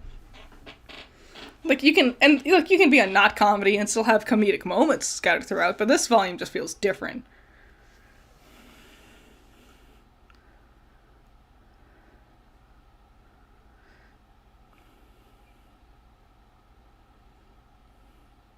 Butterfly.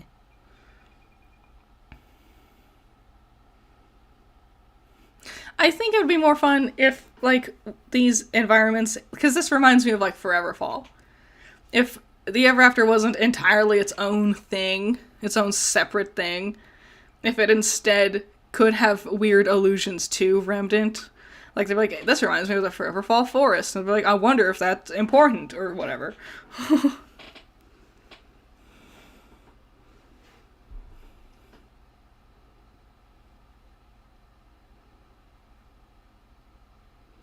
I immediately hate the Red Prince.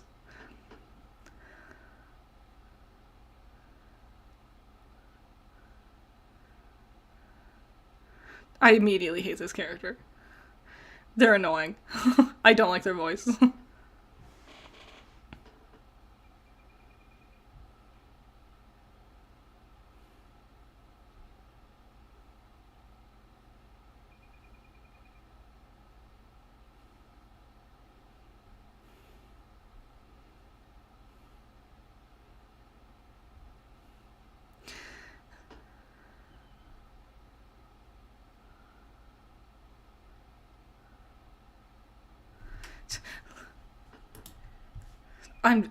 ugh. Woof. So, we're going to go to the Red King, because even though we don't know if we're actually in a fairy tale, we clearly seem to be doing something very similar to the fairy tale.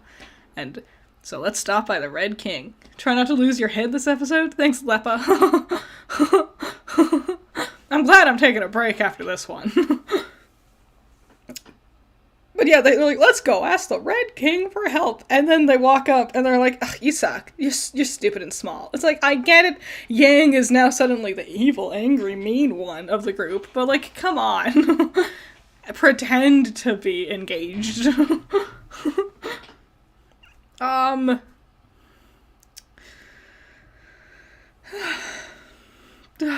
Let's keep going.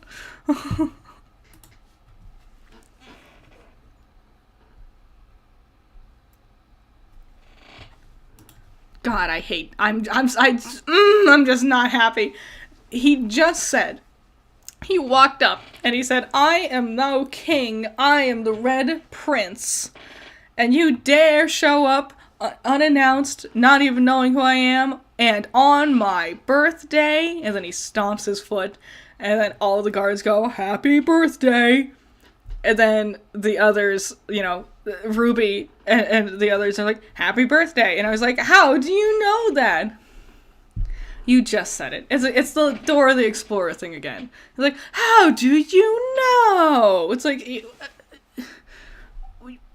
is this for a child? Are we not supposed to pick up on context clues? Or is it supposed to, is this funny? Was this supposed to be funny? It's so funny. What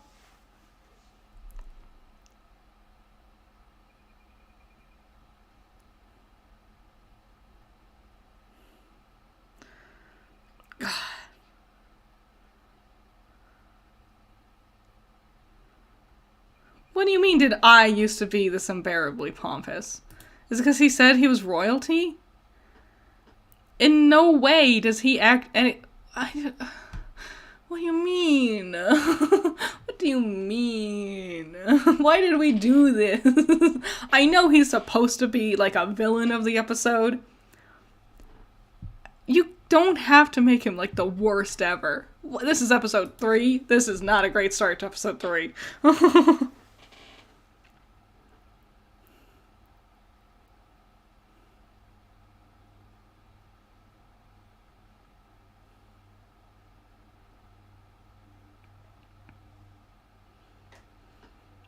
This scene is agonizingly too slow. Like, I want to get through this moment so fast.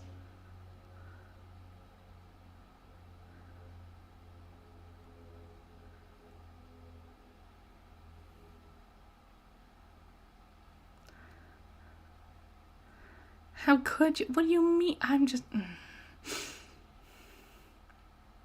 I gave a super important sword of my dead friend to this little brat guy. And then he didn't like it. Oh, I'm so befuddled. How could you? You gave them the sword, Ruby. What did you think was gonna happen?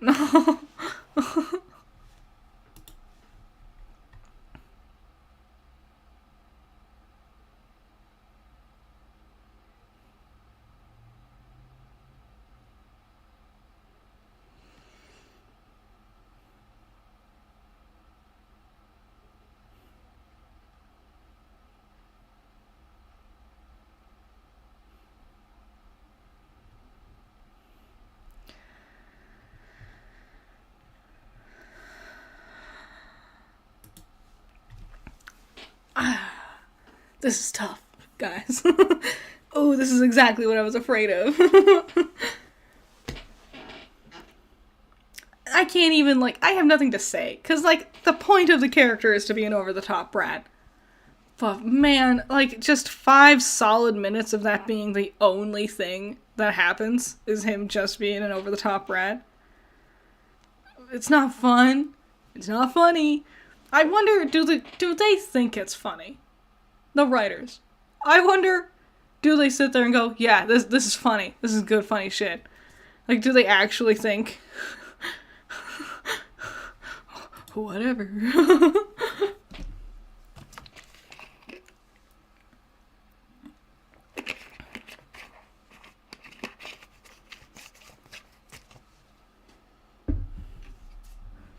I'm not used to over-the-top brats with this series yet. At least, like, when Team RWBY are brats, they're, like, brats with purpose. This over-the-top brat is just like, look, we figured out how to finally animate our 3D models in a way so they feel stretchy. Ugh.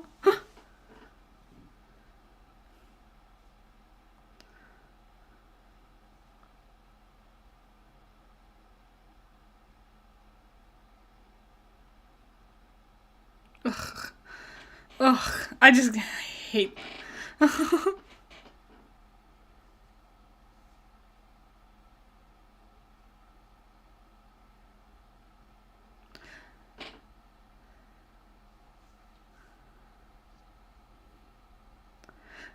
When we were watching the first episode, I said, I'll give them this, that they are very expressive. I take it back. The expressions aren't good. They're just stretchy. A stretchy expression is not always a good expression.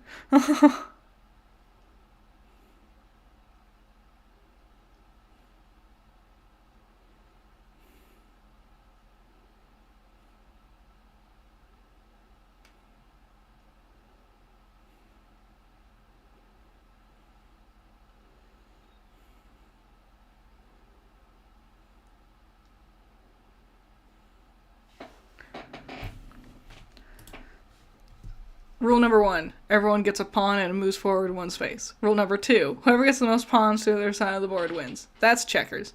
It's just chess, but it's checkers.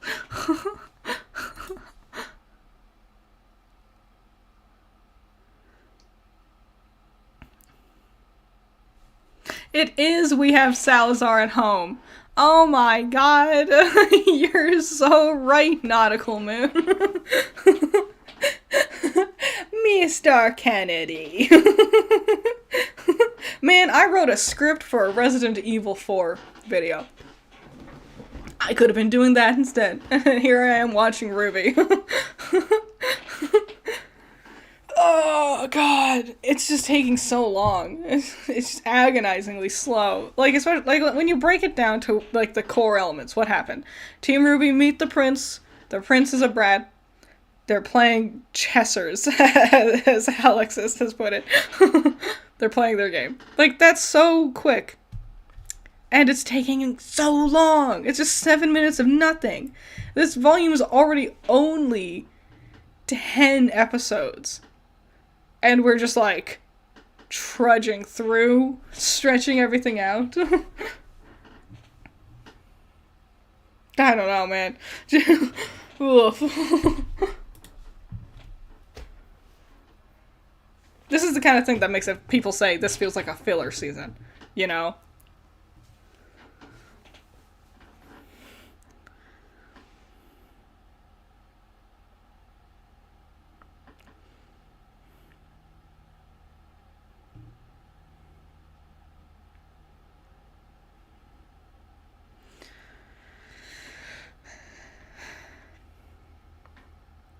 Like, I can see what's going to be happening, like, from a mile away. Like, I know, like, oh, the chest will fight. Ah, Ruby's missing pieces. They're gonna replace it with her friends. And it's if we're gonna do this, I don't know. If it's gonna take this long, make it more interesting. Have something happen.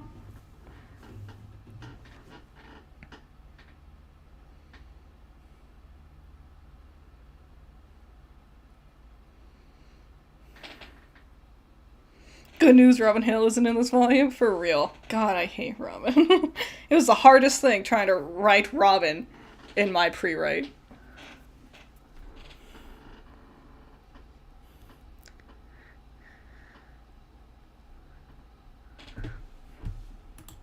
Can you see that right there? 8 minutes and 36 seconds. It took 2 episodes and 8 minutes for something to happen. A thing is finally going to happen in the show, guys.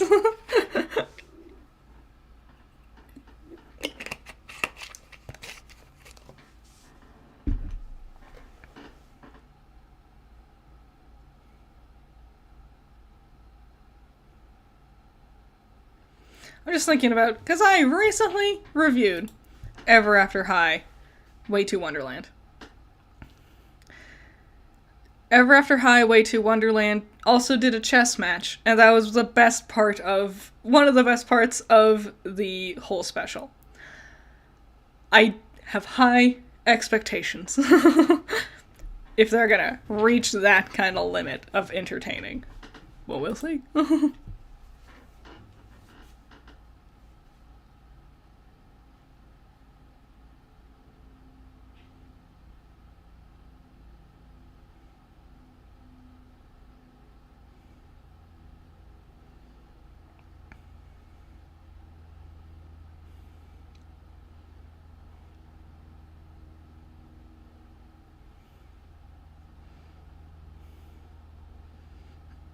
Oh, Ruby can just send however many she wants out? He doesn't get a turn? Okay.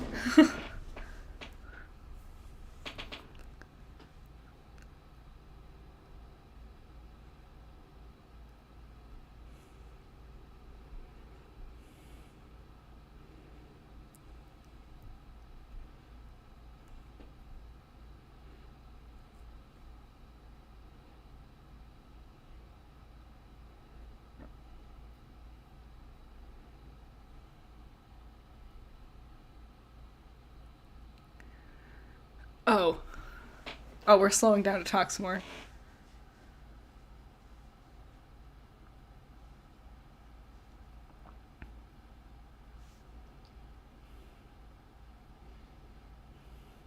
We're actually fighting, guys. It's happening. We're having an action moment. It's basically... Ugh. Oh, God. Ooh. Ooh. Ew. I just hate the faces this volume. I don't know what it is.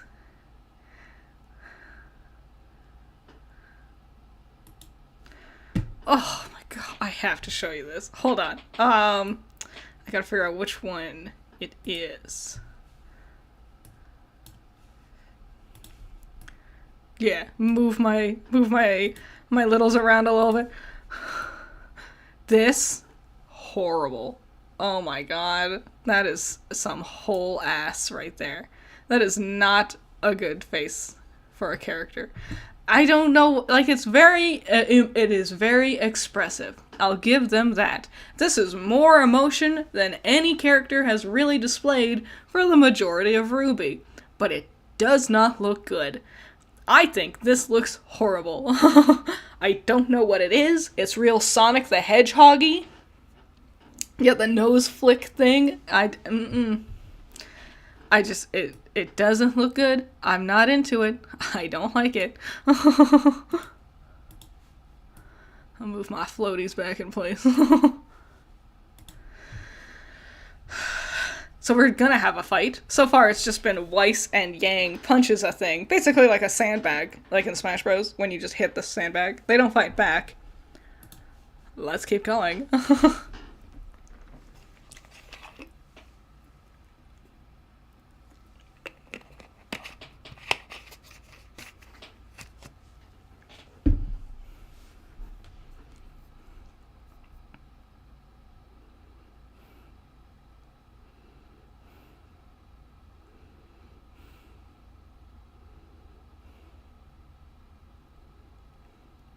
Oh, yeah, Yang cheered for her. It's gotta make her blush. I know that the Bumblebee stuff is just all over the place. Because if they don't make it over the top apparent, then people don't think it's real.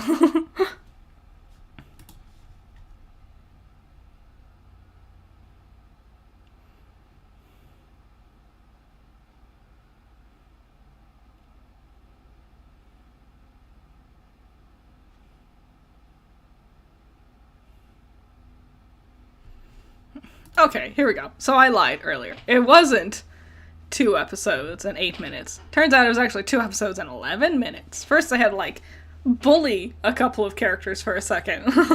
And now we can actually have a fight. That's cool. More than halfway through the episode? Great. That's great. Good stuff. I'm glad it's taken us this long to get anything going.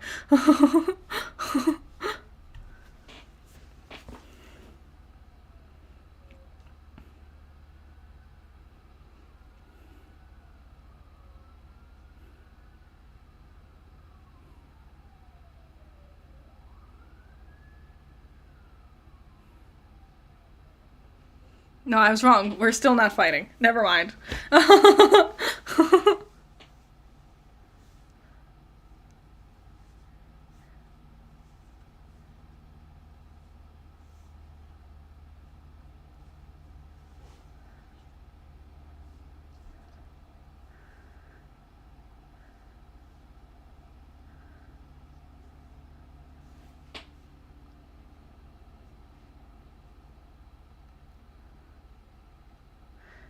Go. I get it. Move.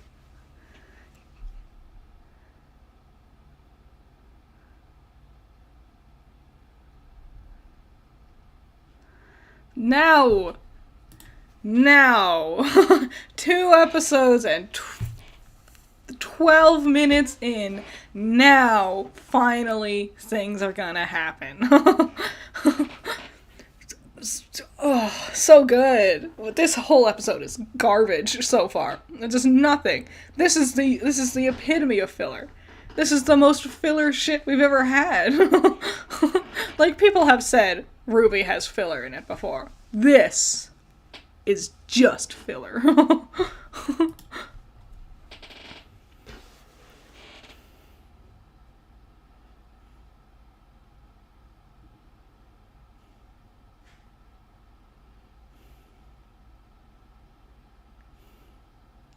I like the song.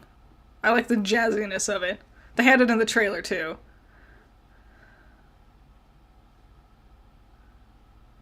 Why does Yang keep, like, dive kicking everybody?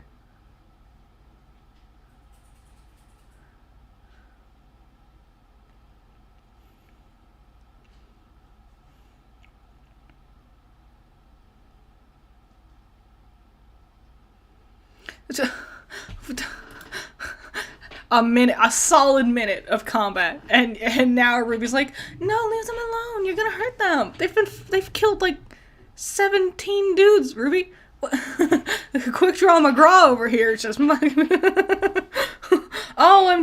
I looked away for a second, and I realized my friends are fighting.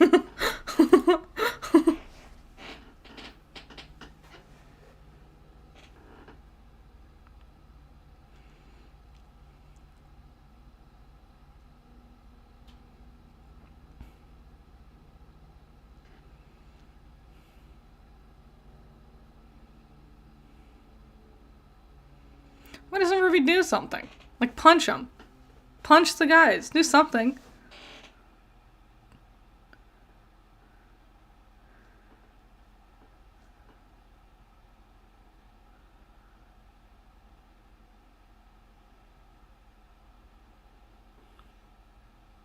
Oh, we needed to wait for RWBY to say to win. For us to win.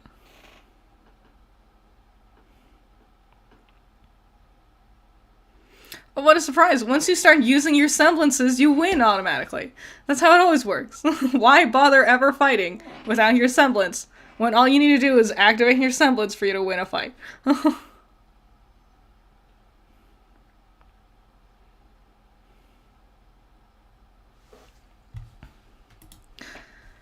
So it took 12 minutes for the fight to start, and after 2 minutes, the fight is over. And we also had to stop in the middle for Ruby to be like, OMG, no, my friends, I might get hurt. I'm gonna say that was awful. That was not a very good fight. Like, some of their moves were cool. I'm glad they got up and they moved around a lot. Like, they ran around up, they went upward, which was neat. They often usually just stay on ground level. But this fight was very bad. It's just wait and then activate your semblance and then you win all of a sudden. Also, remember when Weiss was like, I'm running low on dust? Well, she seemed to have plenty here. But yeah, a lot of it is close-ups on, like, their weapon, for example. And a lot of it is slow-mo, which is, it's fine. This was not a very good fight. I was not thrilled. This did not wow me. A couple of interesting things here and there, but it was slow, it took too long to get to this, and once it happened, wasn't thrilled. So, good song though. The song was the best part.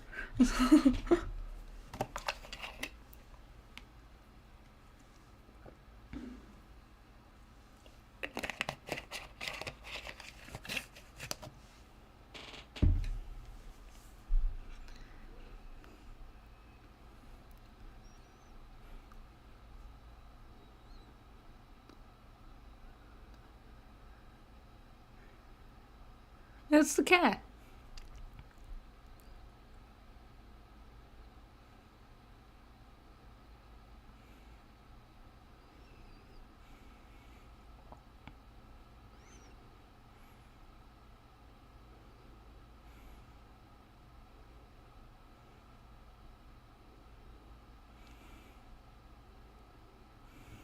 Thank you, Sky Slasher. Why doesn't Weiss just summon swords more often? I know, right? Like, she did a cool... They have several moments in the fight, which is, like, really cool when you pause at the right time. Like, Weiss does, like, a thing, and she has, like, big wings behind her. And yeah, when you see the screenshot, it looks cool. In motion, it's too fast. That's a lot of these things is, when you screenshot it, they'll pause long enough for you to get that screenshot, but then once it's actually in full motion, like, it's not that impressive. It's too fast. It jerks around a lot. Whatever.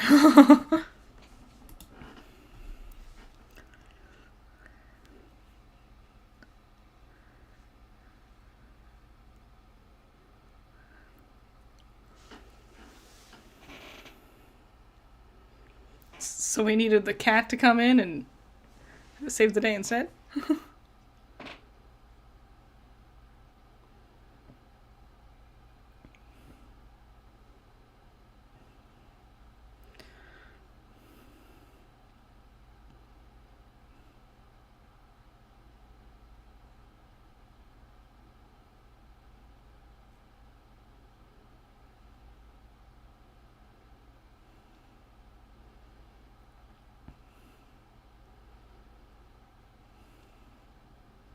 Oh look, Ruby remembers she has her super speed. Now.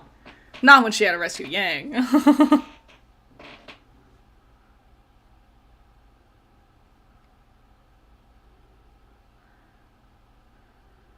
God, this volume's so stretchy.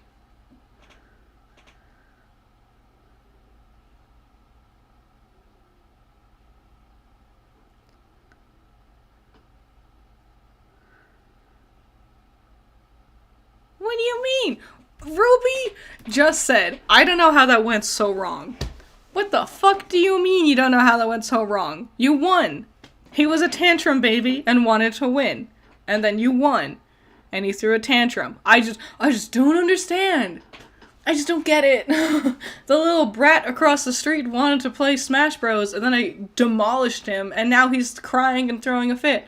I don't understand how that happened. I just demolished him. Why did he said he would be fine with it? What? Really?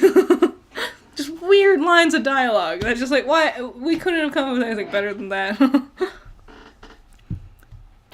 Okay, so a lot of people like the cat. I hate his design. I don't like the way he looks. I think he looks awful. In a volume that looks generally awful, I think he looks really awful. It's just And the Cheshire Cat, but not.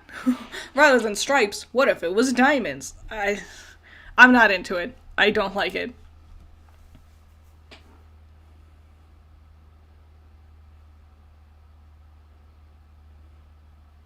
Nothing about that felt like a birthday. By the way.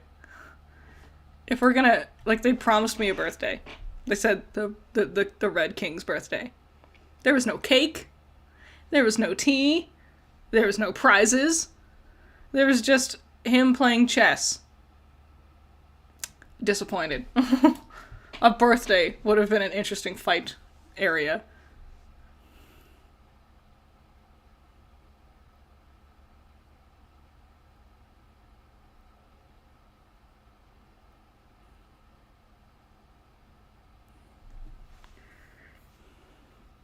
So are we going to play with the theme of changing, I think. Because it's not the same as it was in their fairy tale. So things are changing.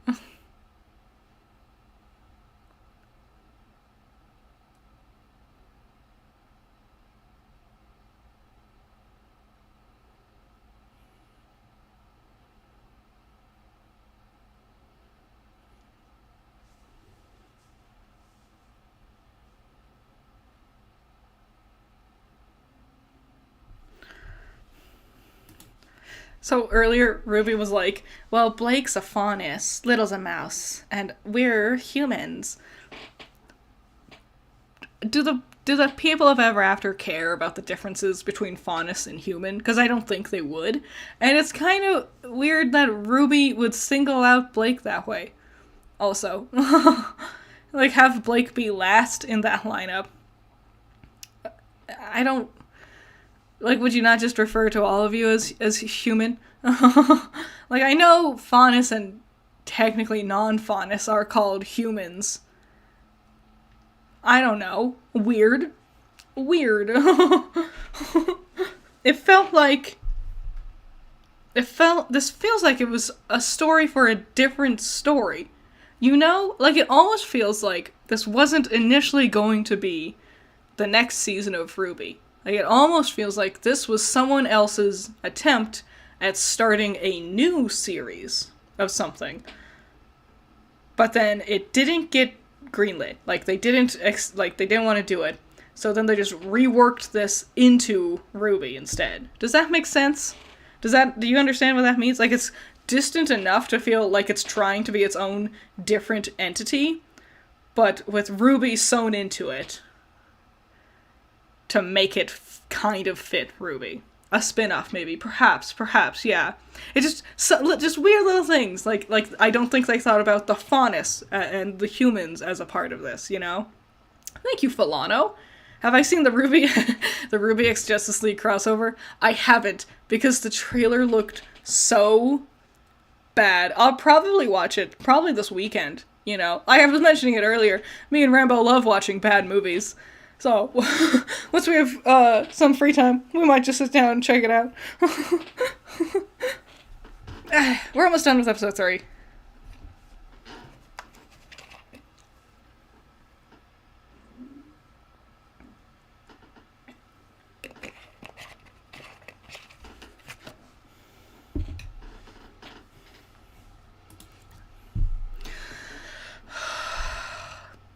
What's with this cat? OMG! This might be the curious cat. This cat just asked us like 4 questions about who we are, what's our favorite dessert, what are we doing here? Do you think maybe, perhaps, this is the curious cat? Like, of course. No shit.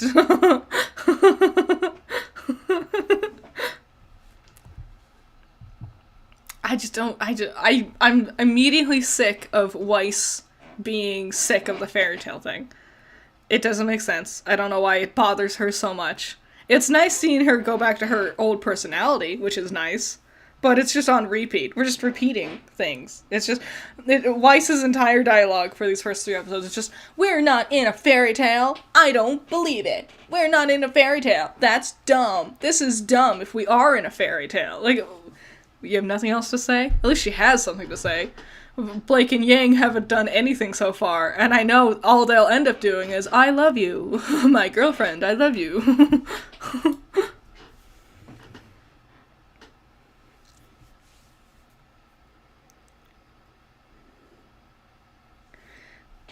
So which one helped Alex find the tree? Because they were like, we need to find the Red King, because that's what Alex did, and he helped her find the tree. And now they're like, oh wait, never mind, the Curious Cat was the one who helped her find the tree. Then why did you bother with the Red King so much?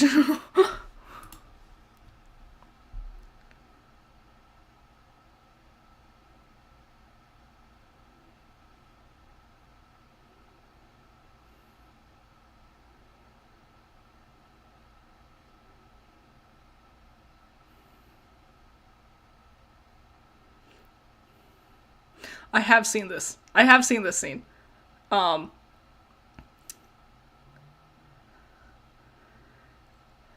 I keep wanting to quote the Jabberwocker.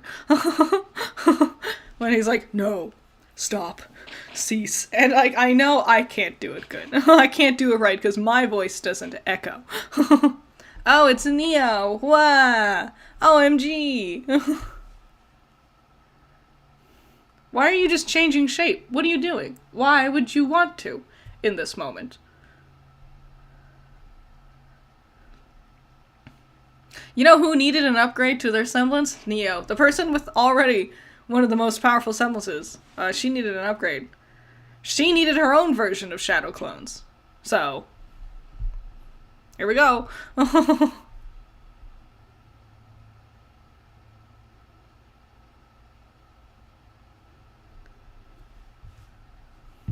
It does make her honestly threatening, though. Like, more threatening. She was already a rather threatening character. But, so that was it. We did it. The first 3 episodes of RWBY Volume 9. It was about what I expected. Honestly, it's less than I expected. Because I expected something. It was just like a lot of nothing.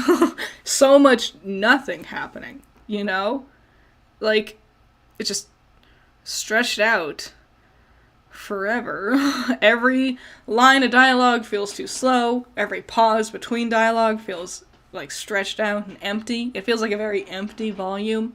The lack of music, I know I've harped on it quite a bit now. The lack of background music does not help. It doesn't... It could help, like, transition us emotionally from one scene to the next, but there's nothing. It's just empty. And there's a lot of weird decisions that I don't understand. Oh, you know it. You know it's Smokey Older. No, I just don't understand. There's a lot of things there that I don't understand why this was the direction that they wanted to go. They claim that they wrote this the same time as they wrote volumes 8 and 9. Like they said, or volume 7 and 8. Thank you again, Wild Pilot. 2-hour stream. Yeah! Honestly, shorter than I expected. I expected the stream to be like hours and hours and hours. But yeah, like, I could tell it's not worth a weekly wait. You're right, Maurice.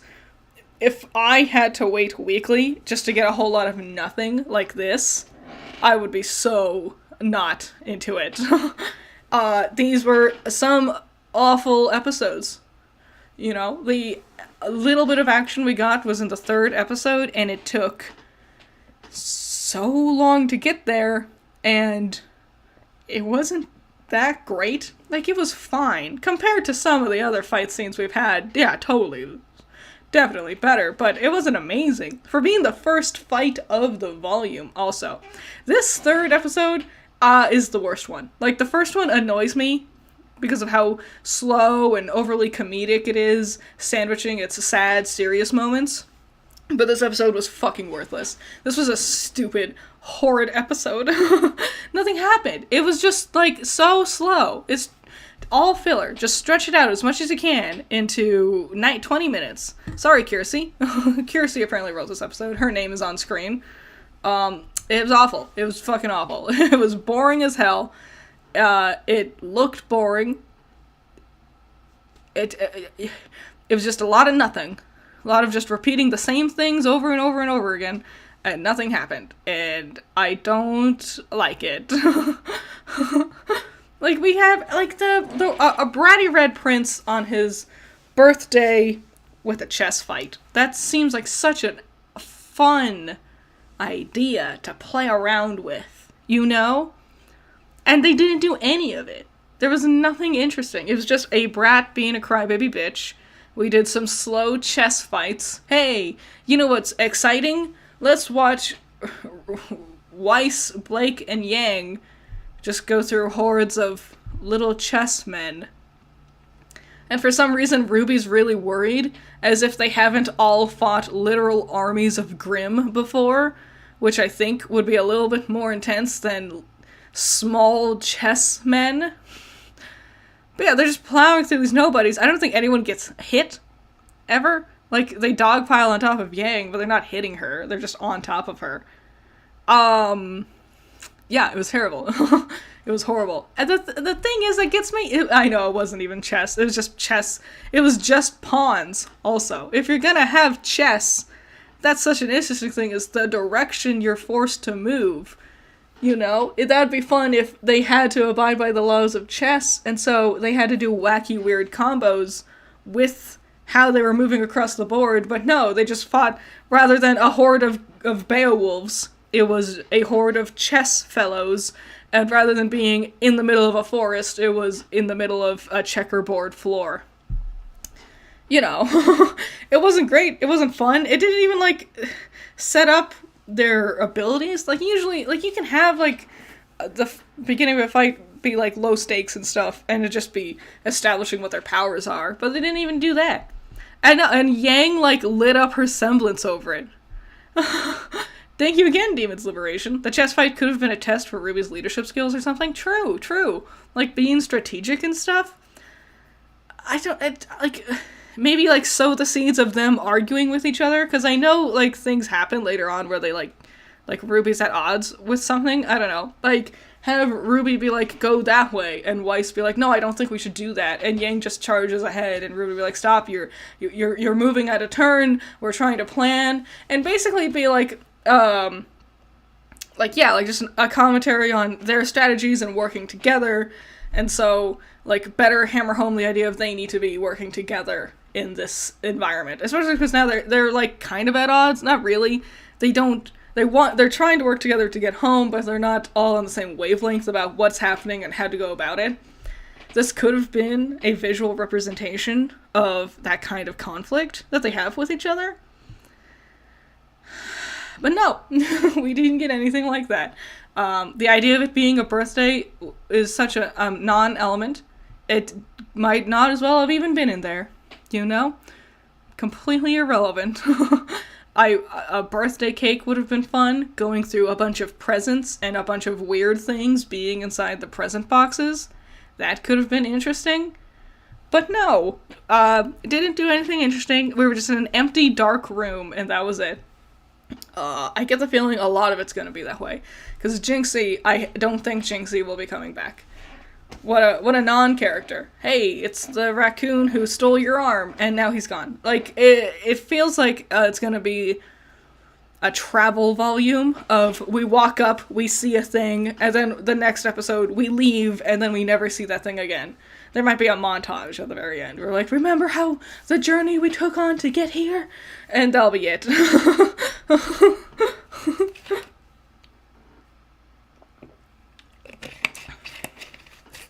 RWBY seems to have given up being inspired by fairy tales and making creative retellings of them to just straight up copying them. Yes, you're absolutely right. Cinder's backstory is a good example, and this is just wholesale the same thing. Like, just, and it's Wonderland. It's not the Cheshire Cat, it's the Curious Cat. It's not the Red Queen, it's the Red King. And they look, and they do and act exactly the same as their original fairy tales did. Like, 100% wholesale, just with a slightly different name, slightly different design. That's it. If I didn't know any better, I don't know if I would want to keep watching this volume, it has done nothing to keep me hooked so far. The second episode, in order of best to worst, second episode was best, first episode was second, third episode was worst. That's just because the third episode was just dragged out boringly. Like, the first episode was annoying as hell, just like the third episode, but at least things moved. Like, things happened a little bit. The characters interacted somewhat. And this one, we didn't even have the serious, sad moments here and there where Ruby got to, like, be a character. In this one, we just had, just the goofy hijinks shit. And that's it. So, that was pretty horrible. The second episode wasn't even good. It was just, it wasn't annoying, was the thing. It wasn't as, these other two are just annoying. And I don't know what it was that made them annoying. I think the dialogue, things like that, I don't know. I'm not enjoying it. It's not what I want from a volume of RWBY. You know, it's very different, but not in a good way. I don't understand. Like I've mentioned it, this is the thing that befuddles me the most, is I don't understand why they've gone in this direction. From a story perspective, I don't see how this is going to help our characters or our plot. Especially the plot. While we're here playing 4D chess with the baby next door, there's still the maidens, and the relics, and Ozpin, and Salem, and we're just here. We're just here. I don't understand. And also, our characters feel like non-plots, basically. Like, okay, so in order to have Team RWBY actually be the focus for once, they had to literally cut out every single other character, so it's just Team RWBY to be our focus. And I feel like they're not doing anything. Like, Weiss is not happy at the idea that it's a fairy tale, but other than that, that's like all she's doing. It's just, no, it's not a fairy tale. I think it's dumb. That's all, like, that's her plot, I guess. She mentioned being sad that Atlas fell, she has nothing left, but we have not lingered on that. And Blake and Yang are even less than that. Like, Ruby's the only one expressing things. She's sad, Penny's gone, she's going through it, basically.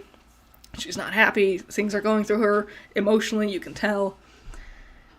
But Blake and Yang aren't even doing anything, and I know down the line it's just gonna be, I am with you, my girlfriend, and that's it. If we're gonna have an entire volume literally dedicated to just Team RWBY, no one else is here, we've stripped away every single other character for it to just be Team RWBY, would you not immediately try to figure out an overarching plot for each character to go through?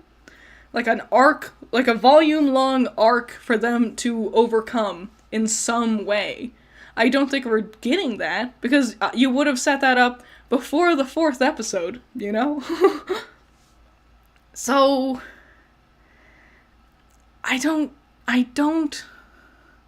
understand. Another thing I'm not happy with, I'm sure I'll talk about it more in my next watch-along, because we'll get to episode 6, and that's the one where Yang and Blake kiss, it's become Yang and Blake. It's just like Ren and Nora, It's not Ren and Nora.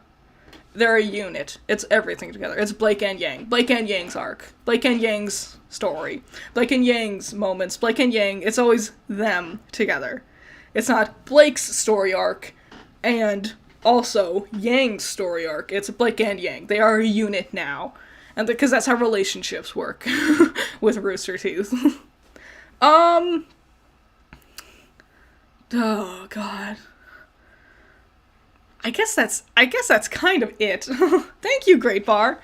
To be honest, the first 3 episodes are probably the low part, besides maybe episode 9, but these next episodes are a lot better. Okay, so, alright, I assumed so. Thank you so much, Great Bar. I assumed so, because I saw less about the other episodes. I saw a lot of people talking about these first 3, and it was a lot of, not happy things, like a lot of criticisms, but then for the next episodes, I've seen very little honestly. Which could be good. I know after this point, some people started saying, I like this a lot more and more moving forward. But yeah, this is a very poor start to a season. This did not hook me in any way.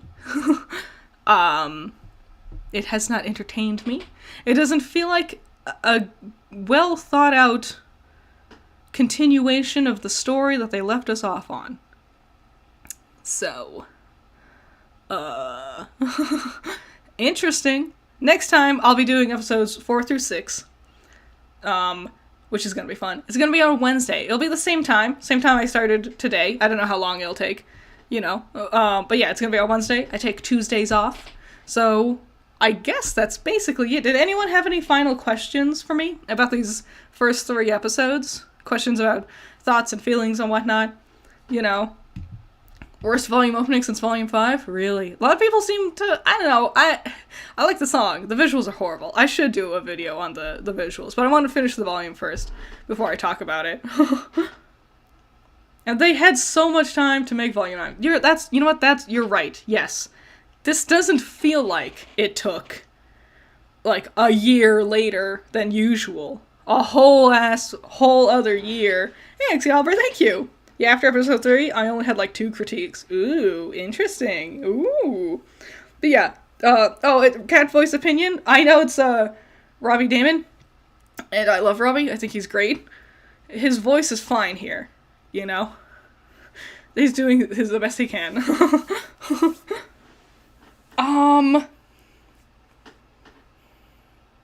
Thank you, thank you. The volume's just a filler and for fic writers. I was hoping it wouldn't be that, and the characterization would actually get better, but sadly it didn't. Ooh. See, it's every single time that happens. Every single time, someone will have some comment that's like, I think it just gets better and better and better. And then someone else will be like, I think it wasn't that great, and I was disappointed. And so, it's such a polarizing volume. That's fascinating to me. I don't think there's been this polarizing of a volume since volume 6 or 7,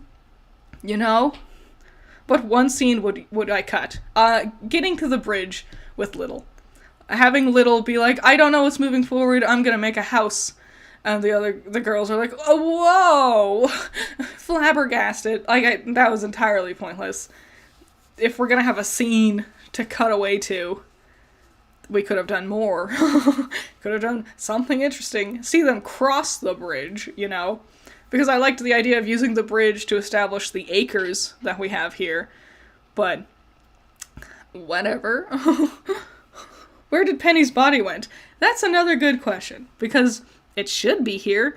Oh, that's another thing. All the civilians, because we all knew Rooster Teeth wasn't going to keep that horde of civilians alive that fell into the Ever After. We all kind of knew it. That's why I kept them alive and I kept them around in my fanfiction, because I'm like, that makes something so much more interesting if it's not just Team RWBY. But their bodies should be somewhere, right? Well, we didn't think about that. Wah wah. We had 2 whole years to make this volume. Does it feel like it? No. This feels very, I'm not going to say first drafty. The plot feels first drafty. Like, the progression from point A to point B feels like they made a decision and they stuck with it and they didn't deviate from their idea in any way, which I don't think is a good thing. I think the creative process is transformative, and you need to be willing to have some wiggle room with how your story can flow as you continue to develop it. So it doesn't, but the dialogue and stuff doesn't feel like a first draft. The animation doesn't feel like a first draft. And that's the saddest part. It feels like they very meticulously thought this all out, and it's just all bad.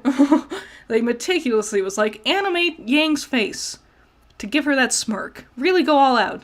Make sure it goes exactly that way, and that is exactly how we wanted it to look. And that is exactly how they wanted it to look. It just doesn't look good. But that's what they wanted it to be. They didn't want it to look bad. That's exactly how they expected it to turn out. It just doesn't look good. Do you know what I'm saying? Like, they are delivering the perfect volume by their standards, and their standards are just not very good in the long run. You understand?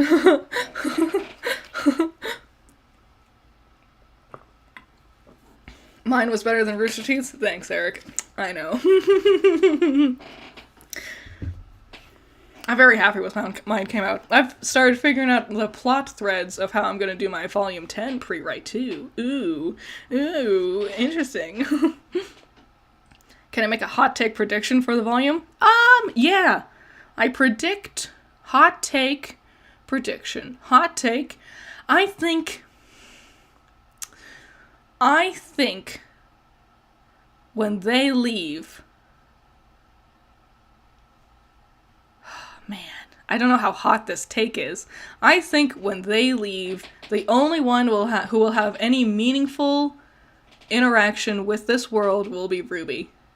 I think the rest of them might as well not be here. There's 10 episodes. Are you gonna do 4 episodes in the last watch? No. What I'm gonna do is, I have a schedule on my channel and on Twitter, but next Wednesday is 4 through 6, and then Thursday is 7 and 8, and then Friday is 9 and 10. So, it's 3 episodes, Tuesdays off, 3 episodes, 2 episodes, 2 episodes. So, yeah! If we get a Volume 10. I know, right? I feel like we might get a Volume 10. It's because people lost their minds over the Bumblebee thing. Ooh. But I don't know if it'll be by Rooster Teeth. What I think about Celtic Phoenix's fixing RWBY, he's up to Volume 6. I'm in the Sketchy Huntsman. I'm working on Volume 6. So, I think it's really good. I think the next episode that comes out is actually going to be the one that I helped do some art for. And then I'm going to do some more artwork for a later episode as well. Yeah, I think it's really good. Yeah. I was going to tweet about it when the episode aired, and I'll tweet out the stuff I did. So, it's cool. RWBY will never get character developing. I know, it's taken this long for them to finally do something with RWBY as a character. Volume 10 by Warner Brothers Discovery. It could be so much better, but that's also what happened to Genlock Season 2. What's my hopes for Volume 10? Literally, it's just my hopes for Volume 9, because half of my hopes for Volume 9 are not addressed, like the Vacuo stuff. Weiss never told RWBY that Jean killed Penny. She didn't? Maybe they did that off screen, and or maybe we'll get to it, because Jean will be showing up sooner or later. I think in episode 5 or something like that. 9 volumes in 10 years. Yep. Yeah. Lots. That's 10 whole years, and this is where we are now? Okay, sure. So, yeah, I think that's where I'm gonna leave it there for today. So, it was fun watching the first 3 episodes with you all. I'm hoping it gets better. I would much rather it be really good. That's the thing. I would much rather be wrong about my predictions and have it be really, really good. These first 3 episodes were really, really rough, and I expected that. That's why I lumped it 3 episodes in the very beginning, because I wanted to get these 3 done and out of the way, because everything I had seen from these episodes I did not like. And I did not have high hopes. Moving forward, I know a lot less of what we're going to be encountering, because I kept up with it a lot less. So it's gonna be fun. Thank you, Great Bar! Wow! To be honest, the first 3 episodes were not the best for me.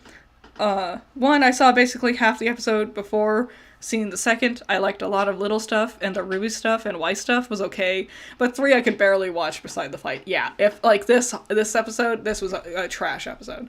99% of this was worthless. Could have done so much more interesting things, but whatever.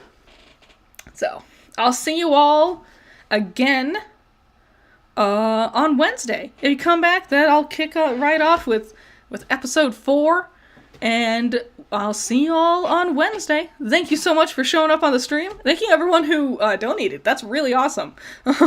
You're all really, really cool. That's really, really cool and stuff. Thank you so, so much. Yeah, the VOD will be up, and on my channel, I have a playlist for streams. It's gonna be in that playlist, and then I think I'll make another playlist just for this RWBY Volume 9 Watch-a-Long as well. So, you can get caught up on everything you missed, and I'll see you in Wednesday. Bye bye.